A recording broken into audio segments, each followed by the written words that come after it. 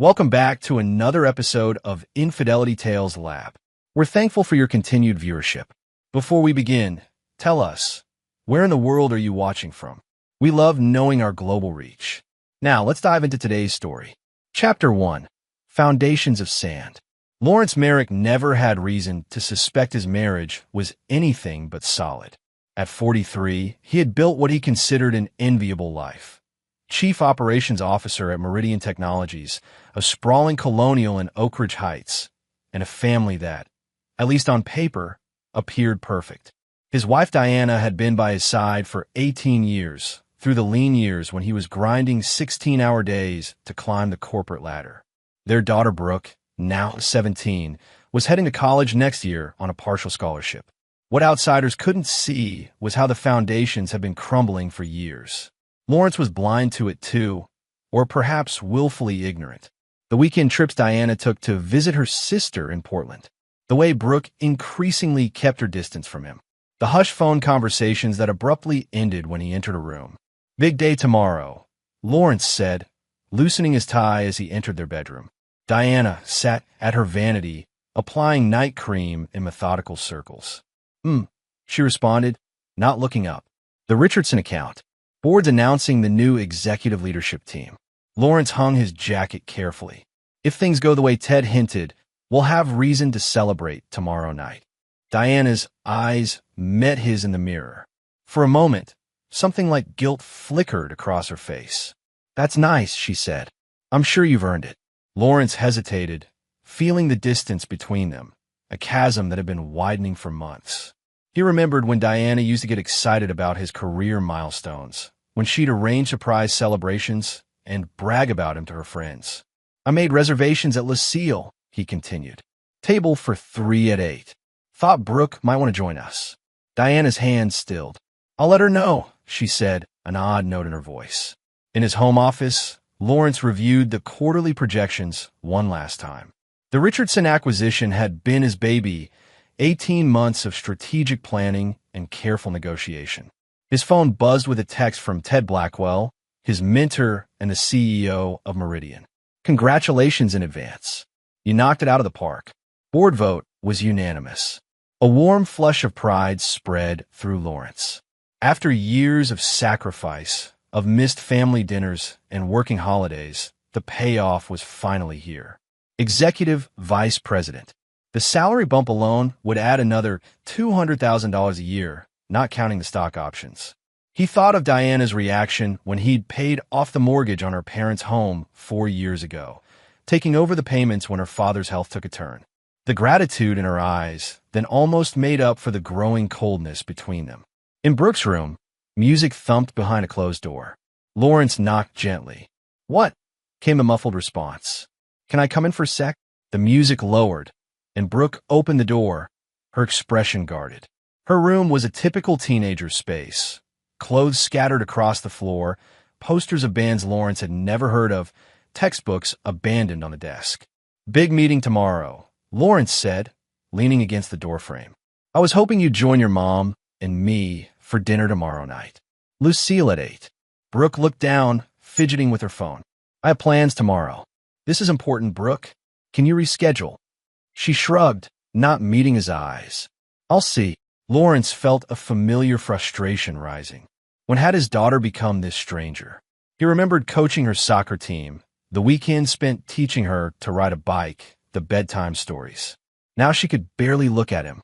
"Your mother will text you the details," he said finally, retreating. That night, Lawrence lay awake beside Diana, listening to her measured breathing. Something felt off, but he couldn't or wouldn't pinpoint what. Tomorrow would change everything, he told himself. Success had a way of fixing problems. Money had a way of papering over cracks. He didn't notice Diana checking her phone in the darkness, or the smile that played across her lips at the message she received.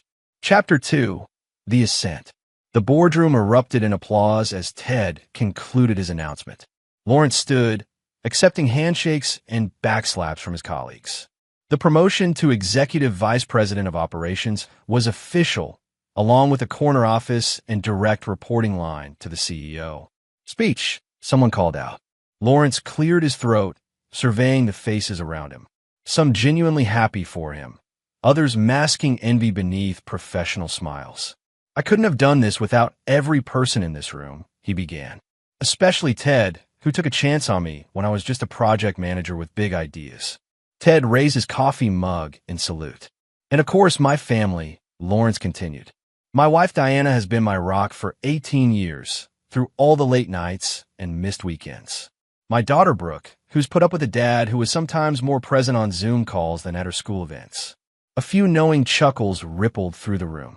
After the meeting, Lawrence retreated to his office to find it already being packed up for the move to the executive floor. His assistant Gina had arranged for a bottle of champagne and a card signed by his team. "Congratulations, Mr. Merrick," she said, beaming. "The movers will have everything in your new office by morning." "Thanks, Gina. And please, after 5 years, you can call me Lawrence." "Old habits," she smiled. "Oh, and your wife called while you were in the meeting. She asked if dinner could be moved to 7 instead of 8. Lawrence frowned. "Did she say why?" "No, just that 7 would work better for their schedule." Their schedule. The wording struck him as odd, but he dismissed it. "Call Lucille and change the reservation," he said, "and let Diana know it's confirmed." Throughout the afternoon, Lawrence received a steady stream of congratulatory messages. College friends, industry colleagues, his brother in Seattle, but nothing from Diana or Brooke. He sent Diana a text. "Big news official. Can't wait to celebrate tonight. Love you." The response took nearly an hour. "Great. See you at Lucille." No congratulations. No expression of pride. Just confirmation.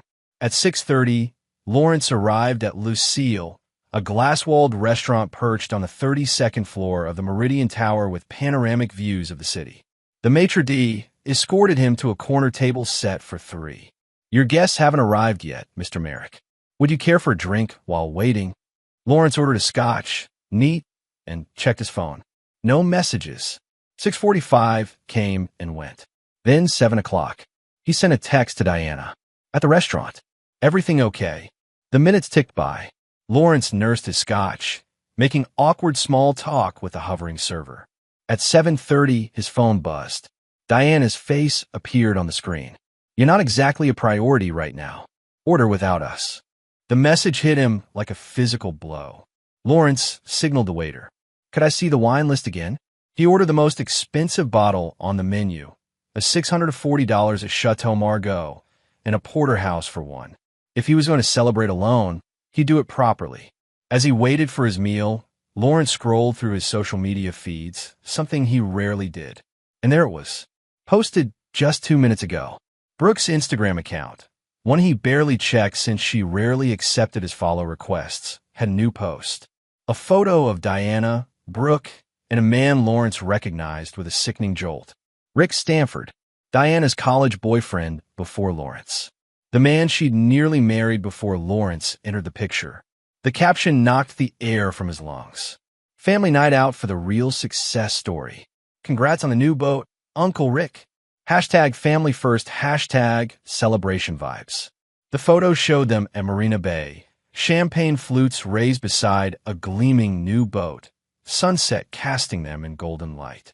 Diana was wearing the dress she'd bought last week, the one she'd told Lawrence was for their dinner tonight. His steak arrived, but Lawrence had lost his appetite. He drained his wine glass, then refilled it to the brim. The waiter hovered nearby, sensing the shift in mood. "Is everything all right with your meal, sir?" "Bring me the check," Lawrence said quietly. "And a pen." When the bill arrived, $1, $7.40 including the bottle of wine he'd barely touched. Lawrence signed it with a generous tip. As he rode the elevator down to the parking garage, his phone buzzed again. A text from an unknown number. "Hey Lawrence, Rick here. Diana told me about your promotion. Congratulations, man. No hard feelings about tonight. The boat was a surprise for everyone. We should catch up sometime." Lawrence stared at the message, a cold rage building inside him. No hard feelings? The casual presumption that they were on speaking terms? That this was a simple scheduling conflict rather than a deliberate humiliation? He got into his car, but didn't start it immediately. Instead, he opened his banking app and navigated to the mortgage account for Diana's parents' home. the one he'd been paying faithfully for 4 years since her father's stroke. The monthly payment of $3,200 was scheduled for tomorrow. His finger hovered over the cancel recurring payment button. Not yet, he thought. First, he needed answers. Chapter 3. The Revelation. The house was dark when Lawrence pulled into the driveway at 10:30 p.m. Diana's car was still gone. He unlocked the door, dropping his keys with deliberate noise on the marble entry table. The silence of the house mocked him. In his home office, Lawrence opened his laptop and began to dig. Years of handling corporate intelligence had taught him how to find information. He started with the basics: bank statements, credit card transactions, phone records. The picture that emerged made his stomach churn. Weekly cash withdrawals from Diana's personal account. Money he'd never questioned because they maintained separate accounts alongside their joint finances. Calls to the same number dozens of times a month, going back over 2 years. A credit card statement showing purchases at jewelry stores and high-end restaurants on days Diana claimed to be visiting her sister. Lawrence poured himself a whiskey from the decanter on his desk, mind racing. How long had Rick Stanford been back in the picture? When had his family begun their betrayal?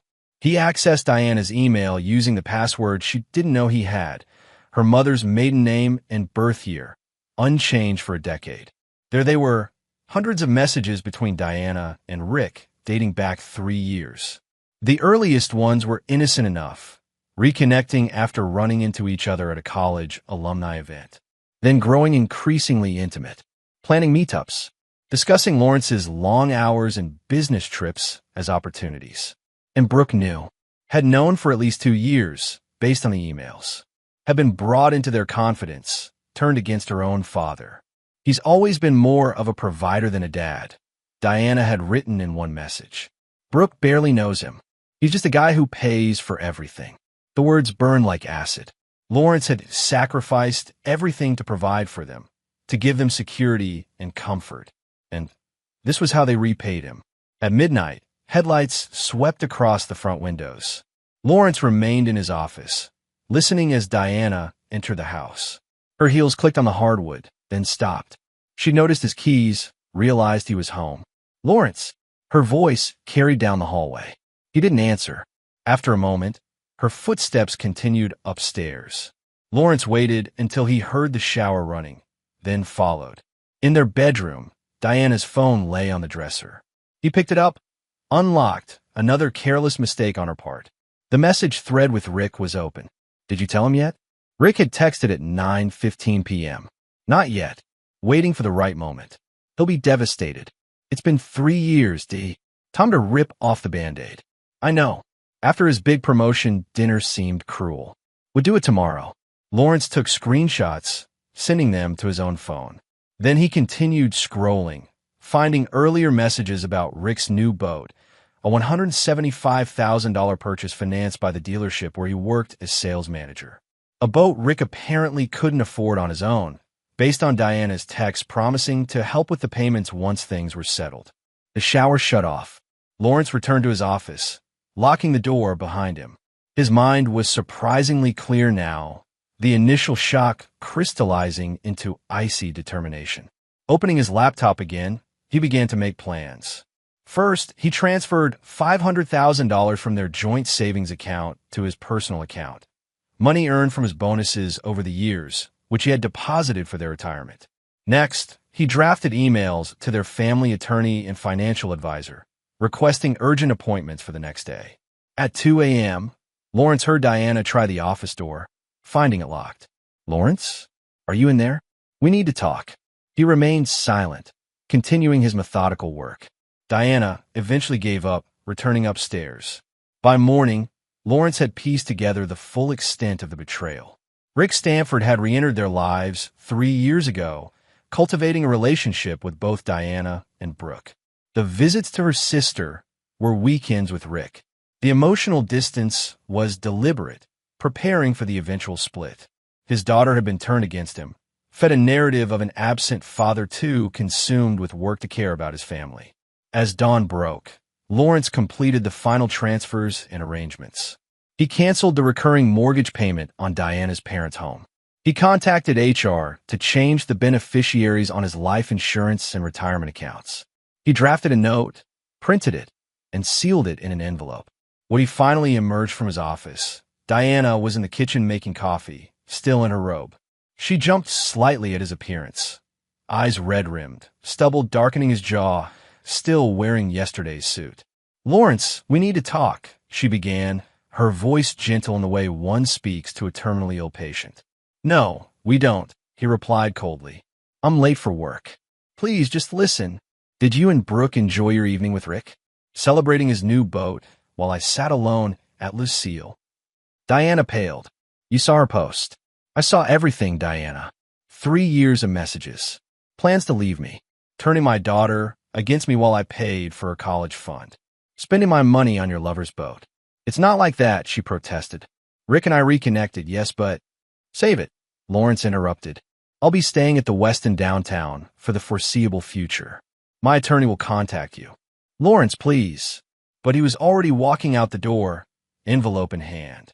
At the end of the driveway, he stopped at the community mailbox, retrieving the day's mail. Among the envelopes was the monthly statement for the mortgage on Diana's parents' home. Lawrence drove to their house, a modest bungalow in the suburbs, and placed both the statement and his sealed note in their mailbox. The note read, "I've been covering your mortgage for 4 years. The payments are now canceled. Ask Rick Stanford to pay it. He seems to be the new man of the family. Lawrence." Then he drove to work, ready to begin his first day as executive vice president, and the first day of his meticulously planned revenge. Chapter 4. The Counterattack. By 9 a.m., Lawrence had settled into his new corner office, the nameplate already updated to reflect his promotion. He appeared remarkably composed for a man whose personal life had imploded overnight. His assistant Gina brought in his schedule and a coffee. "You look like you could use something stronger than coffee," she observed. "Rough night. You could say that. I'll need to make some changes to my calendar. Clear my lunch hour for a meeting with Philip Morton at Blake & Associates." Morton was his personal attorney, separate from the firm Meridian used. "Of course. Anything else?" "Yes. If my wife calls, I'm in meetings all day. And I'll need a hotel recommendation for an extended stay." Gina raised an eyebrow, but maintained her professional demeanor. "I'll take care of it right away." As she turned to leave, Lawrence added, "One more thing. Could you ask Ted if he's free for dinner tonight? Tell him it's important." With his immediate arrangements handled, Lawrence turned to his computer. First, he changed all his passwords, email, banking, investment accounts, everything Diana might have access to. Then he began documenting the financial evidence of Diana's betrayal, creating a comprehensive file for his attorney. At 10:30, his phone buzzed. Diana had tried calling 6 times already. This time it was a text. "Your in-laws just called, furious. What have you done?" Lawrence ignored it, focusing instead on the email that had just arrived from Meridian's finance department, confirming his new compensation package. The base salary increase was substantial, but the real value lay in the stock options, potentially worth millions if the company continued its upward trajectory. His phone buzzed again. Diana's father, Frank. "How dare you use our home as leverage? This is beneath you, Lawrence." Lawrence allowed himself a small, cold smile. The first shot in his counteroffensive had landed. Diana's parents had always treated him as somehow unworthy of their daughter, despite his financial support. Let them feel the precariousness of their situation now. At noon, Lawrence met with Philip Morton in a private dining room at the Capitol Grill, a short walk from Meridian's offices. "You look like hell," Morton observed, passing him a folder of documents. "But your timing is impeccable. With this promotion, your financial position for the divorce is much stronger." "I don't want a settlement," Lawrence said, flipping through the papers. "I want to ensure she gets nothing beyond what the law absolutely requires." Morton leaned forward. "Lawrence, I've known you for 15 years.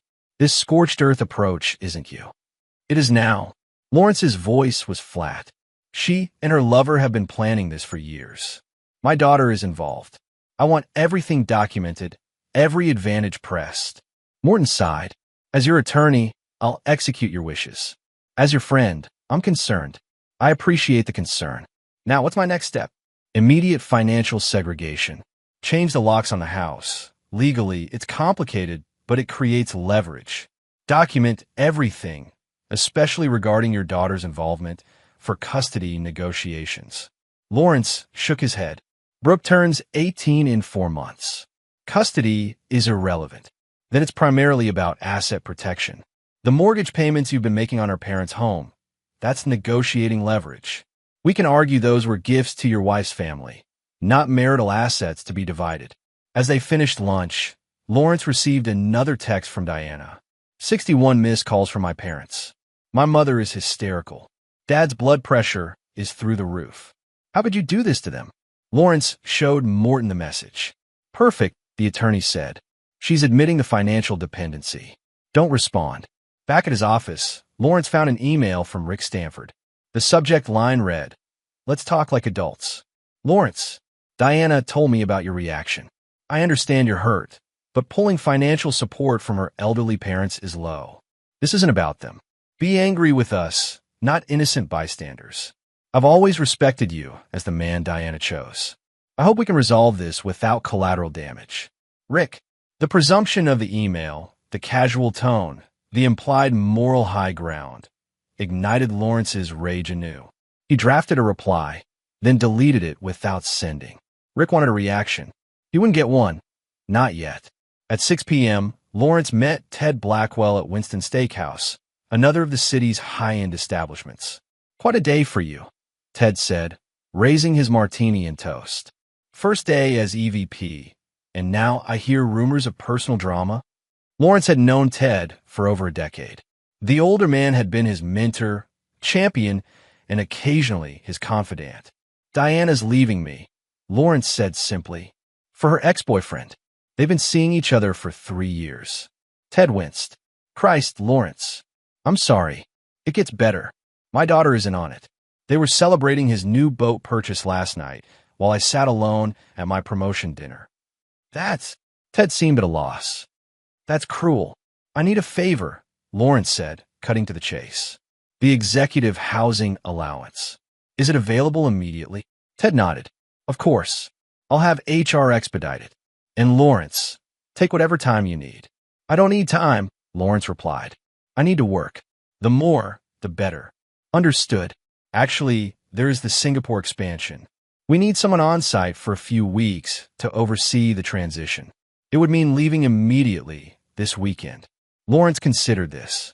3 weeks abroad would give him distance, time for his legal moves to take effect without daily confrontations. "I'll do it," he said.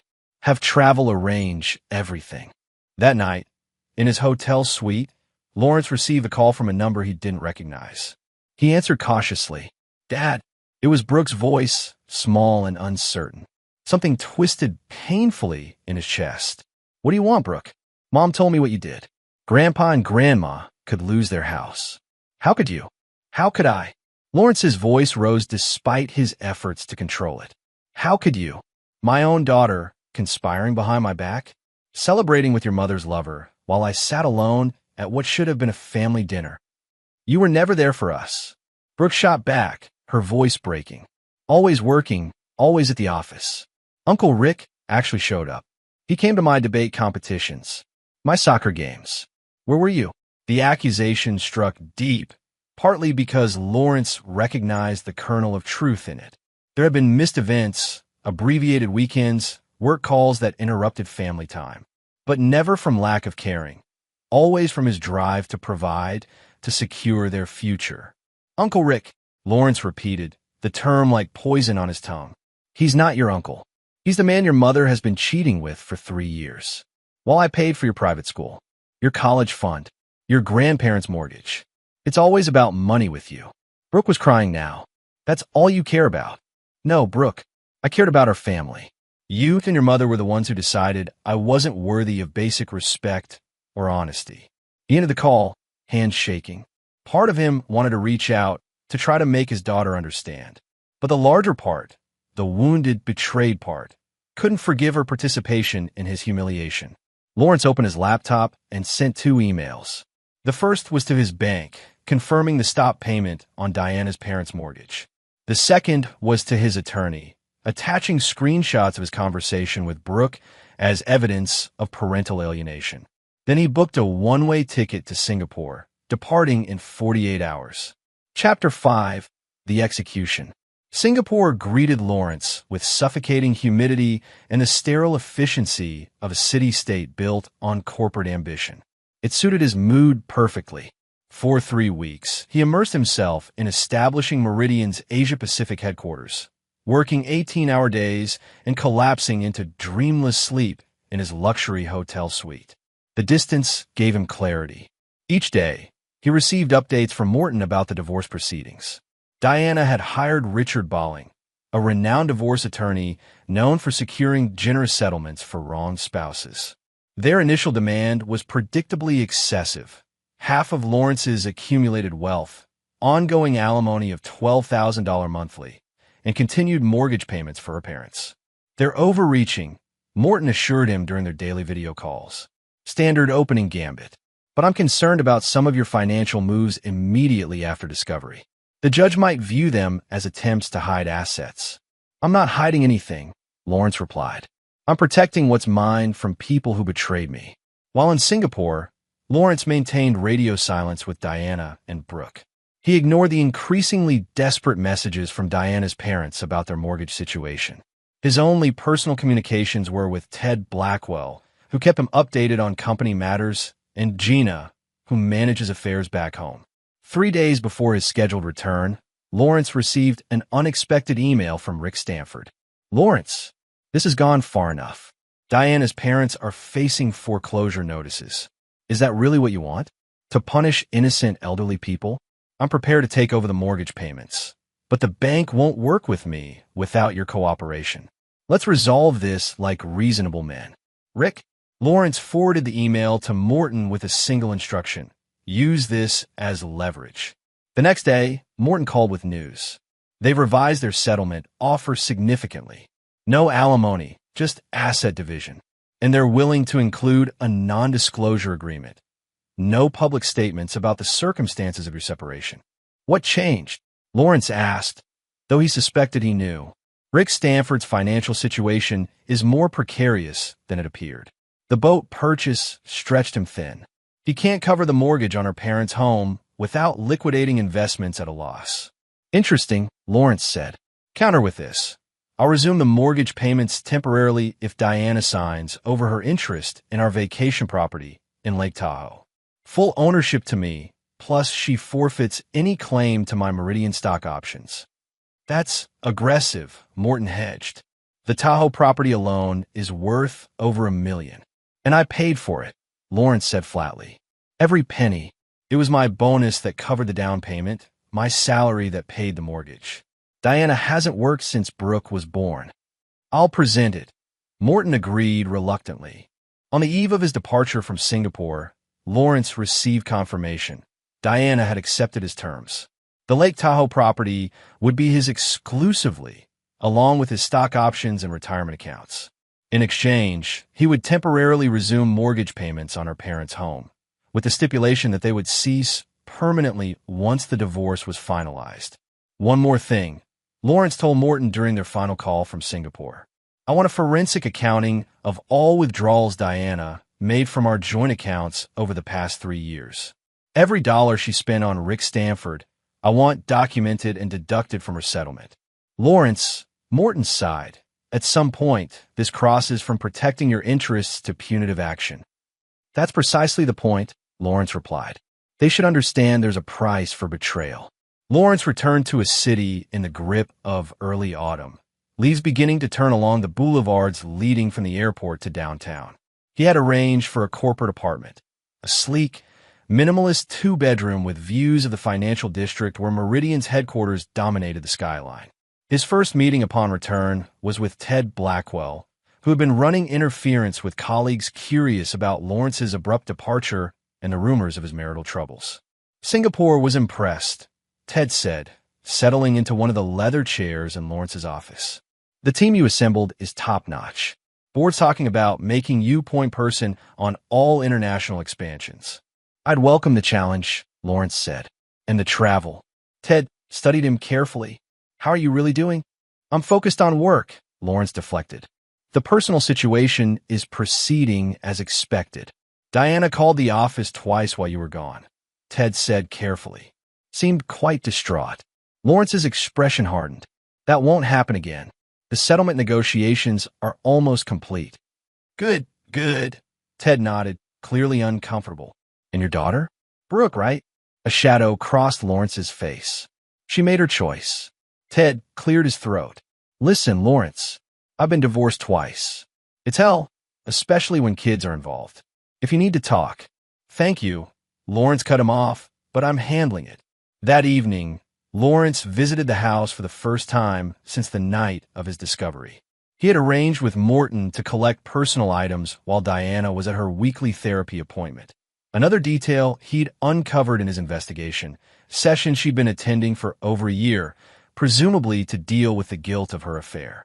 The house felt like a museum of someone else's life. Family photos on the walls, furniture he'd paid for but never had time to enjoy, the trappings of a successful family man. Lawrence moved efficiently through the rooms, filling boxes with only what mattered. His grandfather's watch, case files from significant career milestones, the few genuine personal mementos not tainted by association with Diana or Brooke. In Brooke's room, he paused. On her desk sat a framed photo he'd never seen before, Brooke flanked by Diana and Rick at what appeared to be a college campus tour. All three smiling broadly. A perfect family unit with no space for Lawrence. The betrayal felt fresh again, a knife twisting in an unhealed wound. He left the photo untouched, but opened Brooke's desk drawer. Inside was a leather-bound journal, the one he'd given her for her 16th birthday, monogrammed with her initials. He flipped it open, knowing it was an invasion of privacy, but beyond caring. The entries confirmed everything. Page after page detailed Brooke's growing relationship with Rick, who had positioned himself as the understanding father figure, the man who actually had time for her. Diana was described as finally happy and living authentically. Lawrence appeared mainly as an ATM, the distant provider whose absence was noted only when it inconvenienced them. One entry from 6 months ago struck particularly deep. Mom says once everything is settled with the divorce, Rick will probably officially adopt me. I haven't used Dad's last name on anything except legal documents for months anyway. Rick says he'd be honored to have me as a daughter. Lawrence replaced the journal, a cold certainty settling over him. This wasn't just about Diana's betrayal anymore. This was about the systematic erasure of his role in his own family, a coordinated effort to replace him while continuing to exploit his financial support. As he loaded the last box into his car, a familiar vehicle turned into the driveway. Diana's Audi, returning earlier than expected. Lawrence considered leaving immediately, but decided against it. This confrontation was inevitable. Diana emerged from the car, stopping short when she saw him. She looked thinner than he remembered, dark circles under her eyes. "Lawrence," she said, her voice carefully neutral. "Morton said you'd be coming for your things." "Just finished," he replied coldly. "We need to talk about Brooke," Diana said, taking a step toward him. "She's devastated by all this. She won't even speak to her grandparents because of the mortgage situation." Interesting priorities, Lawrence noted. Not devastated by betraying her father, just by the consequences. She's a child, Lawrence. She's 17, Diana. Old enough to understand loyalty. Old enough to know that celebrating with her mother's lover while her father sits alone at a restaurant is cruel. Diana's composure cracked. "What do you want from us? Blood? You've taken a house in Tahoe, your precious stock options, frozen accounts, Brooke, and I need for basic expenses. I've paid every household bill," Lawrence interrupted. "I've maintained Brooke's college fund. I've even temporarily resumed payments on your parents' mortgage, despite having no obligation to support them. What exactly are you lacking, Diana?"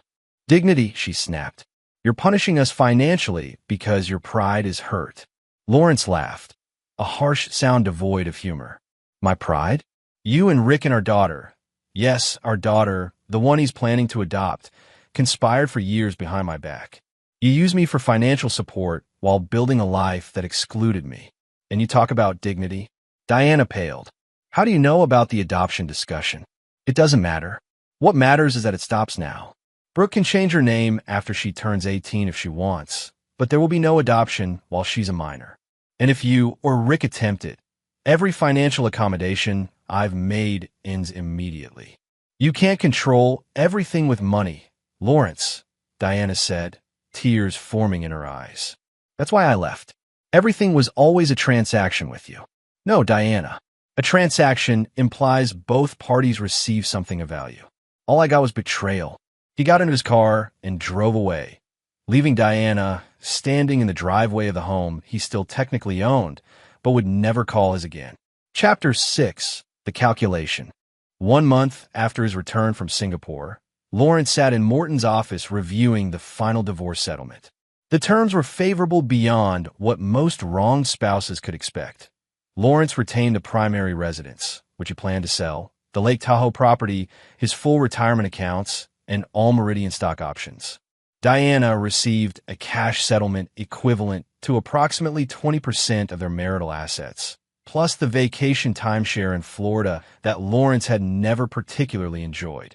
Most importantly, the settlement included ironclad confidentiality provisions and penalties for disparagement. Neither party could publicly discuss the reasons for their divorce, a condition Lawrence had insisted upon to protect his professional reputation. She's agreed to everything, Morton said, sliding the document across his desk. Frankly, I'm surprised. Balling usually fights harder.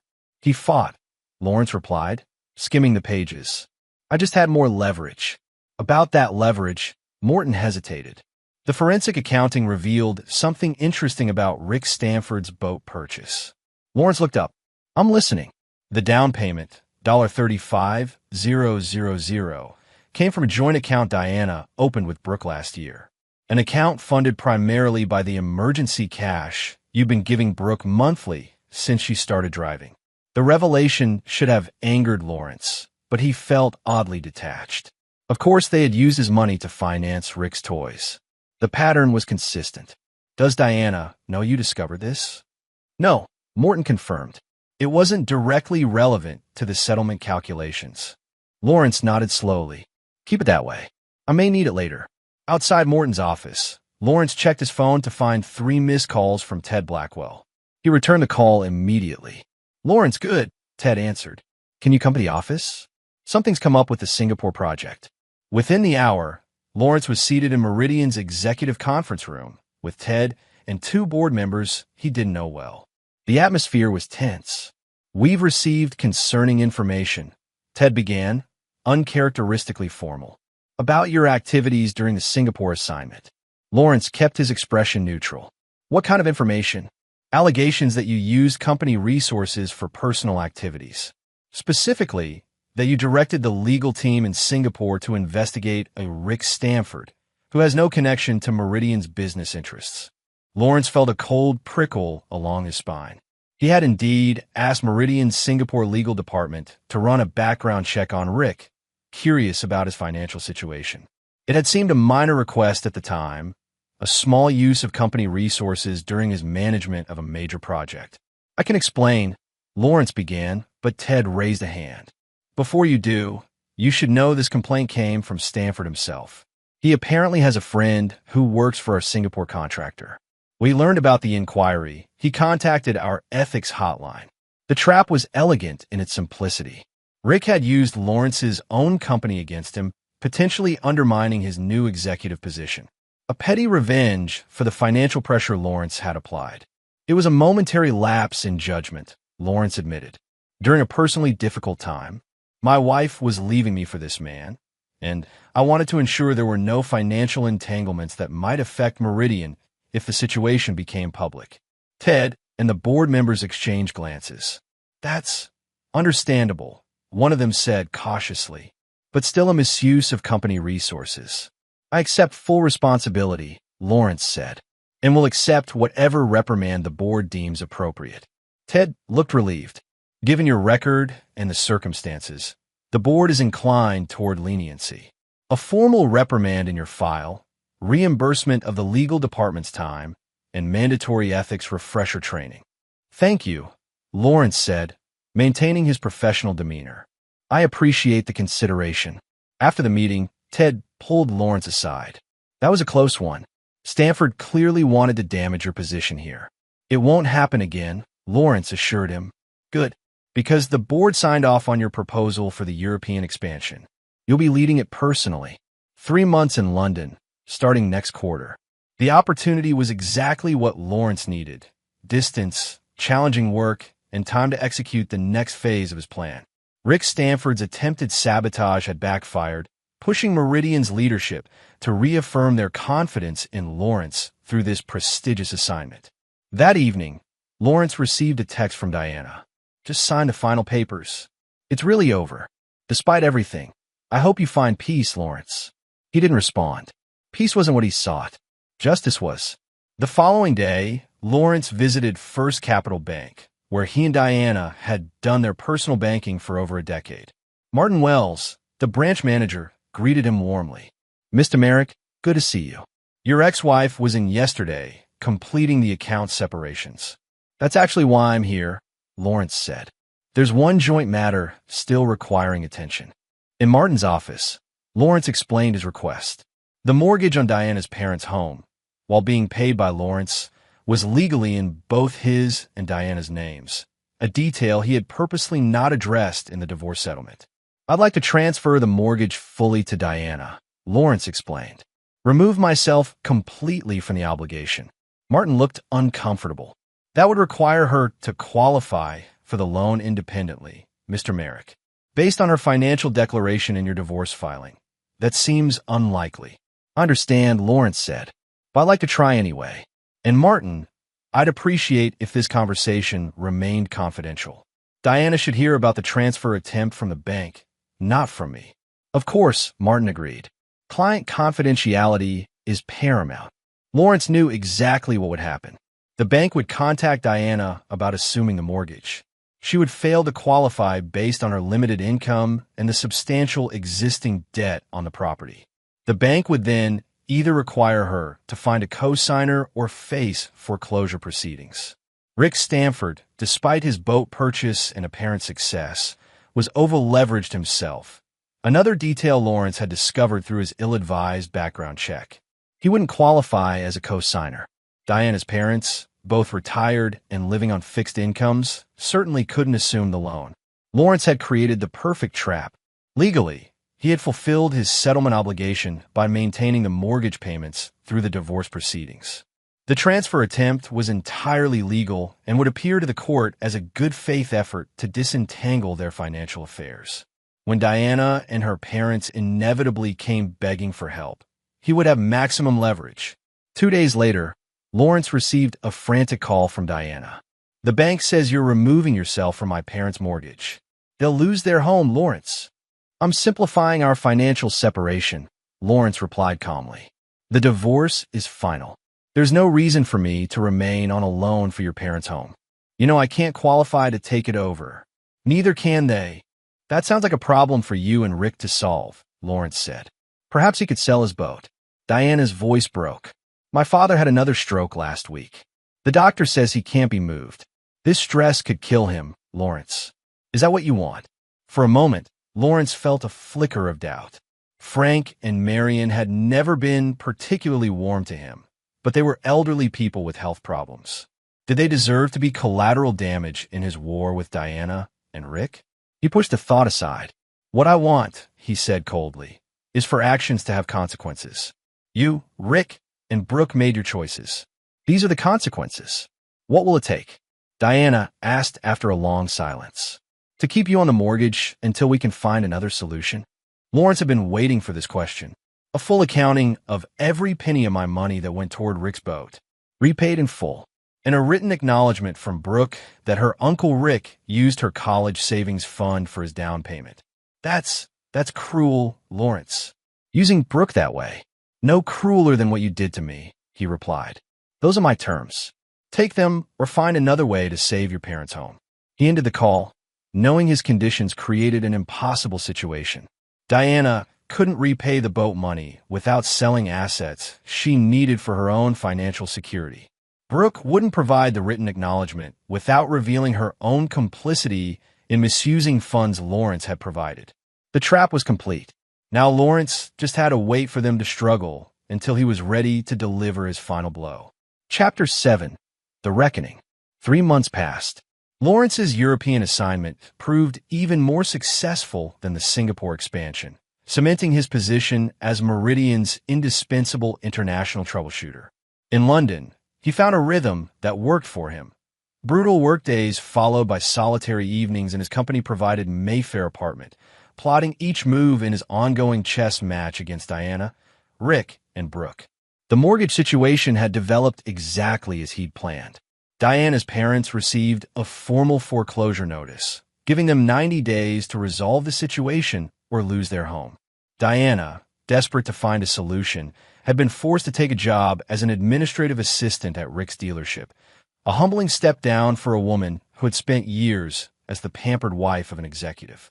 Rick, meanwhile, had been forced to sell his precious boat at a substantial loss to cover mounting debts. The forensic accounting Lawrence had commissioned revealed that Rick had been living far beyond his means for years, using Diana's access to Lawrence's money to maintain a facade of success. Most satisfying to Lawrence was Brooke's situation. Upon graduating high school, she had expected to attend Wellerton University, an exclusive private college that had offered her a partial scholarship.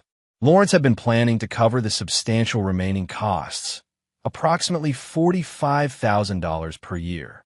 Without his support, and with Diana's reduced circumstances, Brooke had been forced to defer her acceptance and enroll in community college instead. Lawrence tracked these developments through calculated sources, occasional updates from neighbors in their old community, Morton's continued monitoring of the legal situation, and the surprisingly helpful Martin Wells at First Capital Bank, who kept Lawrence informed of Diana's increasingly desperate attempts to resolve the mortgage crisis. In early December, Lawrence returned to the States for Meridian's annual board meeting and holiday party.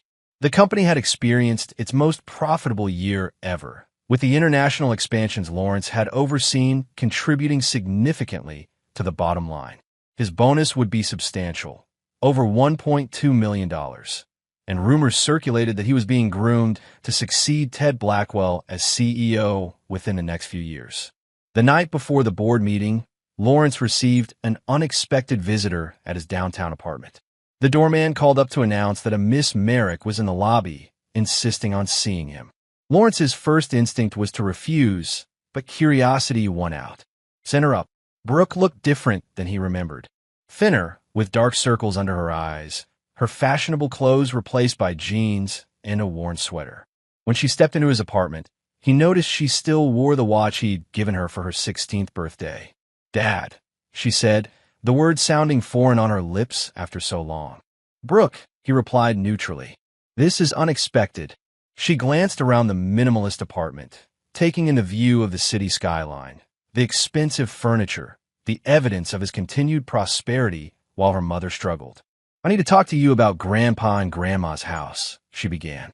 "I assumed as much," Lawrence said, making no move to offer her a seat or a drink. "Your mother has already tried. Multiple times.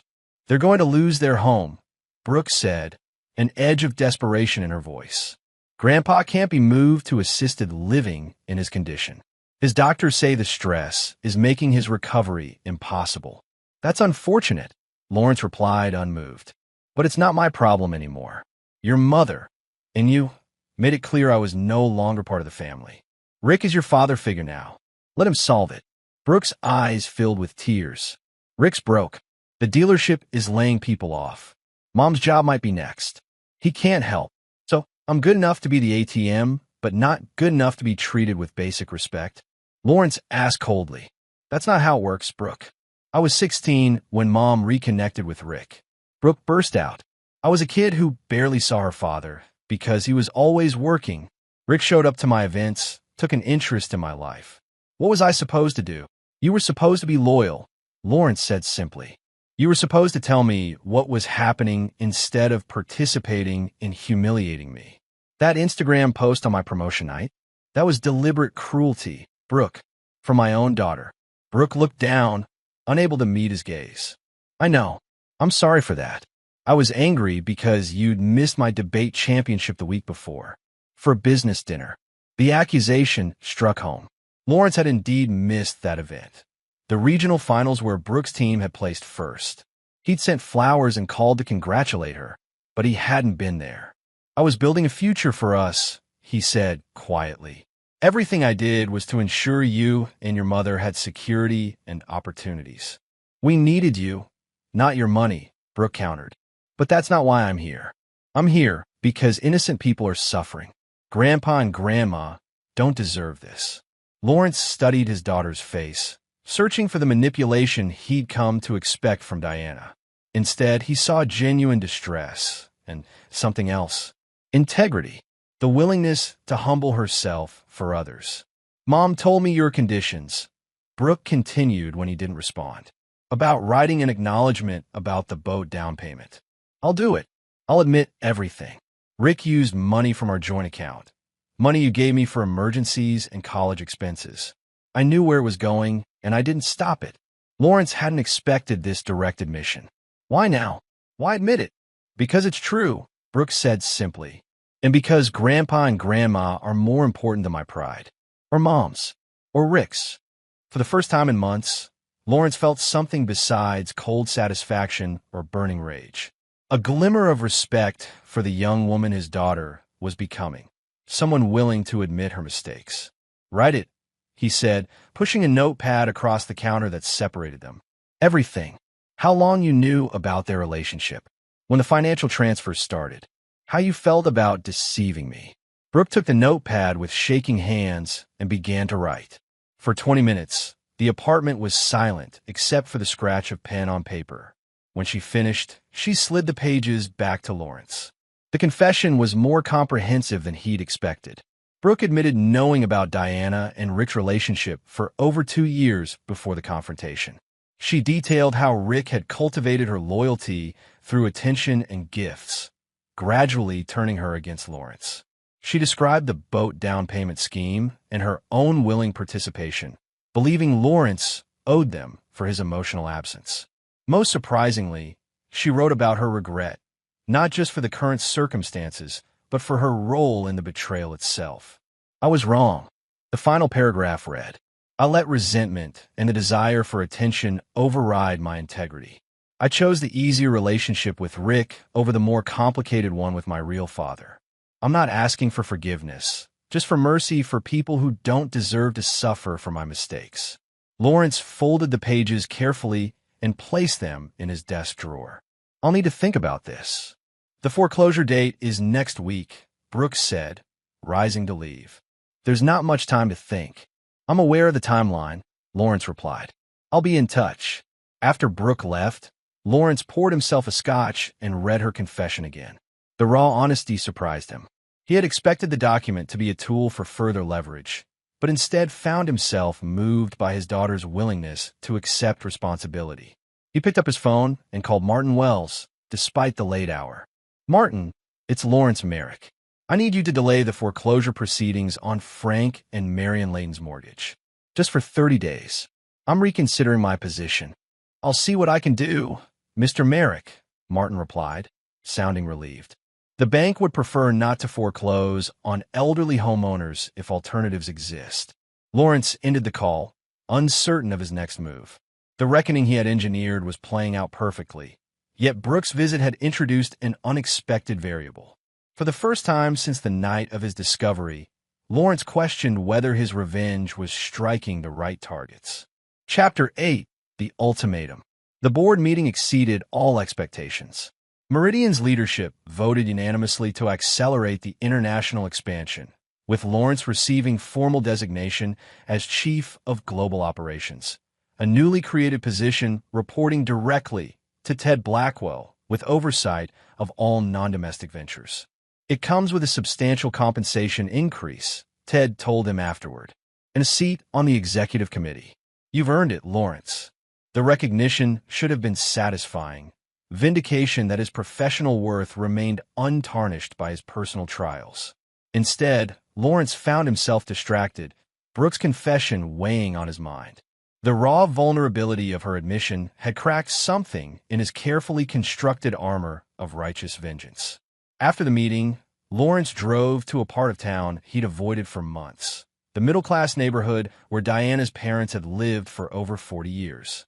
The modest ranch-style home looked shabbier than he remembered, the once meticulous landscaping now overgrown. A ramp had been added to the front steps, accommodation for Frank's limited mobility after his strokes. Lawrence sat in his car, observing the house without approaching. What was he doing here? The logical next step in his plan had been to use Brooke's confession as leverage to force a final, humiliating concession from Diana and Rick. Instead, he found himself questioning whether destroying Diana's parents served any purpose beyond cruelty. His phone buzzed with a text from Diana. "Brooke told me she came to see you. Whatever you're planning, please leave her out of it. This is between us." Lawrence started the car and drove away without replying. He needed clarity before making his next move. The holiday party that evening would provide a necessary distraction, a chance to accept congratulations from colleagues and bask in his professional success, while he considered his personal vendetta. The party was held at the Marquis, an exclusive hotel downtown whose ballroom Meridian had reserved for the occasion. Lawrence arrived fashionably late, accepting a glass of champagne from a passing waiter as he entered. Colleagues immediately gravitated toward him, offering congratulations on his promotion and inquiring about the European expansion. An hour into the event, Lawrence excused himself from a conversation with board members to get another drink at the bar. As he waited, a familiar voice behind him sent a jolt through his system. "You look good, Lawrence. Success suits you." He turned to find Rick Stanford standing there, incongruously elegant in a well-cut suit that Lawrence suspected was rented for the occasion. Up close, Rick showed signs of strain, new lines around his eyes, a tightness to his smile that hadn't been there in Diana's Instagram photos. "What are you doing here, Stanford?" Lawrence kept his voice low, conscious of colleagues nearby. "Looking for you, actually," Rick replied with forced casualness. "Your assistant was kind enough to mention this event when I called your office." Lawrence made a mental note to have a word with Gina about screening calls more carefully. "You have 30 seconds before I have security escort you out." Rick's facade of confidence wavered. "It's about Frank and Marion's house. The bank called yesterday. They've delayed the foreclosure, but it's still happening. And this concerns me how?" Lawrence asked coolly. "Cut the act, Lawrence. You know exactly what's happening. You engineered it." "No, Rick. You and Diana engineered it when you decided to play house with my family while I paid the bills. Actions have consequences." Rick glanced around the opulent ballroom. The successful executives in designer clothes, the lavish decorations, the general atmosphere of prosperity, and Lawrence saw naked envy in his eyes. "What do you want?" Rick asked finally. "To completely destroy us? Will that satisfy you?" The question gave Lawrence pause. What did he want? The initial rage had cooled, replaced by calculated execution of a revenge plan that now seemed increasingly hollow. "I want you at my apartment tomorrow morning at 9, Lawrence said after a moment. "You, Diana, and Brooke. We'll discuss terms then." "Terms for what?" "For ending this war," Lawrence replied, turning away. "Now get out before someone asks who you are, and I'm forced to explain that you're the man who tried to steal my family." After Rick departed, Lawrence rejoined the party, but his enthusiasm had evaporated. The congratulations and accolades now seemed empty, disconnected from anything that mattered. He made his excuses to Ted Blackwell and left early, returning to his apartment to prepare for the next day's confrontation. Lawrence spent hours drafting and revising a document that would serve as the framework for his ultimatum. By dawn, he had distilled his demands into a concise, legally enforceable agreement that Morton would later formalize. The terms were non-negotiable, designed to provide closure while ensuring accountability. At precisely 9 o'clock, his doorman called to announce that Diana, Rick, and Brooke had arrived. Lawrence instructed him to send them up, then positioned himself behind the kitchen island, copies of his document arranged neatly on the counter. They entered as a unit, a family forged in betrayal, now united in desperation. Diana looked exhausted, the polished appearance she'd always maintained now frayed at the edges. Rick's rented suit from the previous evening had been replaced by jeans and a button-down that had seen better days. Brooke stood slightly apart from them, her expression guarded but determined. "Thank you for coming," Lawrence said formally, as though this were a business meeting rather than a family implosion. "Please sit down." "What is this about, Lawrence?" Diana asked, ignoring his invitation to sit. "Haven't you punished us enough?" "This isn't about punishment anymore," Lawrence replied, surprising even himself with the realization that he meant it. "It's about resolution." He slid copies of a document across the counter. "My terms for ending this situation." Diana picked up the paper, Rick reading over her shoulder. Brooke remained where she was, watching Lawrence's face rather than the document. "You can't be serious," Diana said after scanning the first page. "I'm entirely serious," Lawrence confirmed. "Those are my non-negotiable conditions." The document outlined 3 main requirements. First, Rick would assume full financial responsibility for Diana's parents' mortgage through a legal refinancing, with Lawrence providing a one-time payment to reduce the principal by half. This would make the monthly payments manageable on Rick's salary, but would still require significant sacrifice on his part. Second, Diana would relinquish all claims to Brooke's college fund, which Lawrence would maintain independently, with payments made directly to Wellerton University rather than to Brooke herself. Additionally, Diana would provide a notarized statement acknowledging that she had concealed her relationship with Rick for 3 years while continuing to accept financial support from Lawrence. Third, and most controversially, Brooke would spend 1 weekend each month with Lawrence for the next year, participating in a structured reconnection program developed by a family therapist of Lawrence's choosing. If these meetings went well, Lawrence would establish a trust fund for Brooke's future graduate education or first home purchase, accessible when she turned 25. "This is extortion," Rick protested. "You're using Diana's parents as leverage to force these conditions." "No," Lawrence corrected him. "I'm offering a solution to a problem you created. I have no legal obligation to help Diana's parents keep their home. This is a gesture of goodwill, with conditions. And if we refuse," Diana challenged, "then we continue as we have been," Lawrence said simply. "The foreclosure proceeds, and you find your own solution. My legal obligations to you ended with our divorce settlement." Diana turned to Brooke. "Did you know about this? Is this why you wanted your written confession?" "No," Brooke replied, meeting Lawrence's gaze. "I had no idea." Lawrence addressed his daughter directly. "The weekend meetings are optional, Brooke. I won't force you to spend time with me if you genuinely don't want to. But I'm offering a chance to rebuild something that might benefit us both. And my grandparents' house depends on my agreement?" Brooke asked, her voice tight. "No," Lawrence said firmly. "That part is between Rick, your mother, and me. You're not a bargaining chip."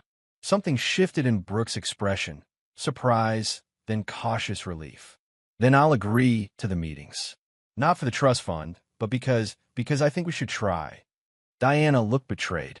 "Brooke, you don't have to do this." "Yes, I do, Mom," Brooke replied quietly. "Not because Dad's forcing me, but because it's right." We hurt him. Badly. And pretending otherwise doesn't make it untrue. Rick stood silent, his expression unreadable as he reread the document. Finally, he looked up at Lawrence. "You want me to struggle making these payments? To feel the burden every month?" "Yes," Lawrence acknowledged without pretense. "I want you to feel the weight of responsibility you so eagerly took on when you decided my family was yours for the taking."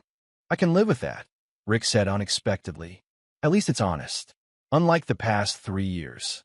Diana looked between the two men, disbelief evident on her face.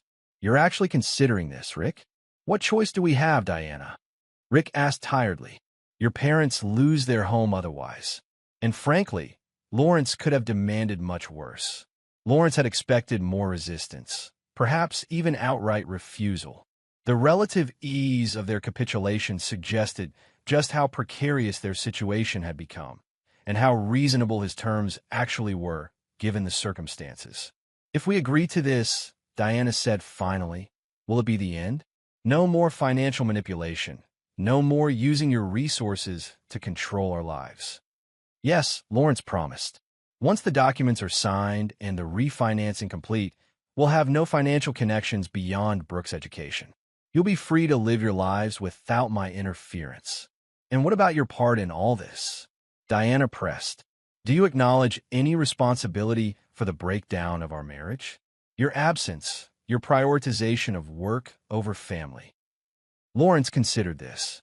Throughout his campaign of retribution, he had focused solely on their betrayal, not on its potential causes. Had he contributed to the circumstances that led Diana to seek comfort elsewhere? Almost certainly. Did that justify the deception? Absolutely not. I wasn't a perfect husband, he conceded, or father. I worked long hours and missed important moments. But nothing justifies 3 years of lies, Diana. Nothing justifies turning my daughter against me while taking my financial support. Diana looked away, the truth of his words apparently hitting home. When do you need our answer? Take 24 hours, Lawrence said. Discuss it. Consult a lawyer if you wish. But remember, the foreclosure clock is ticking. They left with copies of his proposal, Rick and Diana subdued, Brooke lingering briefly to make eye contact with Lawrence, a small gesture that conveyed more than words could. After they departed, Lawrence called Morton to brief him on the meeting and have formal documents prepared. Then he sat alone in his apartment. The view of the city spread before him, wondering why his perfect revenge now felt like a hollow victory. Chapter 9. The Aftermath. 6 months later, Lawrence stood on the deck of his Lake Tahoe property, watching the sunset paint the water in shades of amber and gold. The mountain air carried the scent of pine and the promise of approaching summer. Inside, Gina was arranging documents for his review, quarterly reports from Meridian's global operations, which Lawrence now oversaw from a comfortable distance.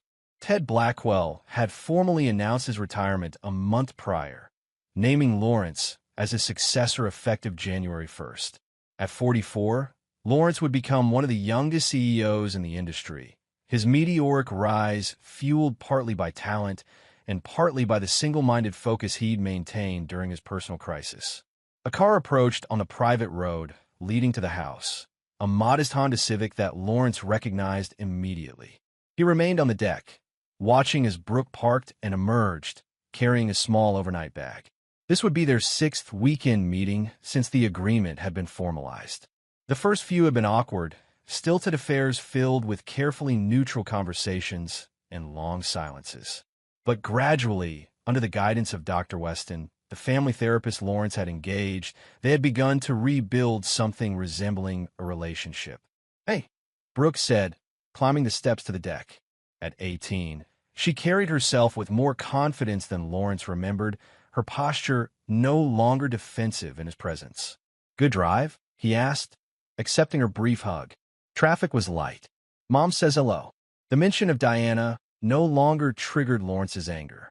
The formal statement she had provided, acknowledging her deception and relinquishing claims to Brooke's education fund, had provided a kind of closure that no amount of financial revenge could have achieved. "How's your first semester going?" Lawrence asked as they moved inside. Brooke had started at Wellerton University 3 months earlier, her deferred admission reinstated once Lawrence resumed financial support. "Challenging but good," she replied. "My economics professor suggested I consider adding finance as a second major." Lawrence felt a flicker of pride. "You've always had a head for numbers." "Wonder where I got that from," Brooke said with a small smile. Gina looked up from her organization of documents. "Everything's ready for your review, Mr. Merrick. The Tokyo numbers look especially promising." "Thank you, Gina. That's all for today. Enjoy your weekend." After his assistant departed, Lawrence gave Brooke a tour of the recently renovated property. He had purchased the neighboring lot, doubling the lakefront footage and adding a guest house where Brooke would stay during her visits. "It's really beautiful," she commented, looking out at the lake from her temporary quarters. "I haven't been here since I was 14. "I remember," Lawrence said. "You spent the entire week on the dock with your sketchbook." Brooke looked surprised. "You remember that?" "I remember more than you think," Lawrence replied, "including the drawing you did of the old boathouse that used to be down there. I still have it somewhere." The conversation over dinner flowed more naturally than during previous visits. Brooke described her classes, her new roommate, the campus activities she joined. Lawrence shared updates on his work, carefully edited to avoid the impression of prioritizing business over their time together. Have you heard from Rick lately? Lawrence asked as they moved to the living room with coffee. The question would have been unthinkable 6 months ago, but therapy had helped Lawrence separate his feelings about Rick's actions from his concern for Brooke's well-being. Brooke hesitated. He's struggling. The boat dealership closed last month. Economy's hitting luxury purchases hard. He's working at the Toyota place across town now. Less commission. And the mortgage payments? He's managing, Brooke said. Barely. Mom's promotion at the insurance office helps. They're not living large, but the bills get paid. Lawrence nodded, satisfied. Not because Rick was struggling, though the petty part of him still took some satisfaction in that, but because he was honoring his commitments despite the difficulty. It spoke to a character that Lawrence had previously refused to acknowledge might exist. And your grandparents? Grandpa's doing better since the stress of possibly losing the house lifted. Grandma says he's even talking about planting a garden next spring. The conversation lulled into comfortable silence. Brooke sipped her coffee, then set it down decisively. Can I ask you something, Dad? Something we haven't really talked about in therapy? Lawrence tensed slightly, but nodded. Of course. Are you happy? I mean, you got everything you wanted. The promotion, the house, your revenge. Did it fix anything?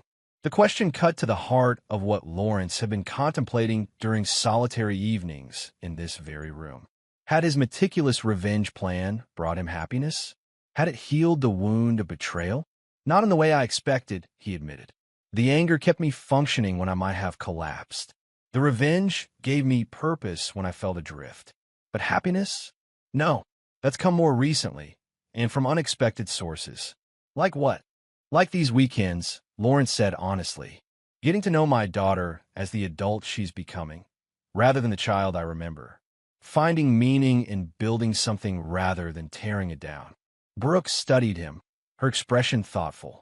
You know, for a long time I was angry that you seemed to care more about your work than about us. I used that to justify everything. The lies, letting Rick step into your role, even that Instagram post that hurt you so much. Lawrence waited, sensing she needed to continue. But I've realized something over these past months. You never stopped caring. You just didn't know how to show it except through providing for us. And we, especially Mom and I, never acknowledged how much that mattered. The admission struck Lawrence deeply. For years, he had measured his worth as husband and father through financial provision, professional achievement, creating security. The emotional connection had seemed secondary, a luxury compared to the essentials of keeping his family safe and comfortable. I made mistakes too, Lawrence acknowledged.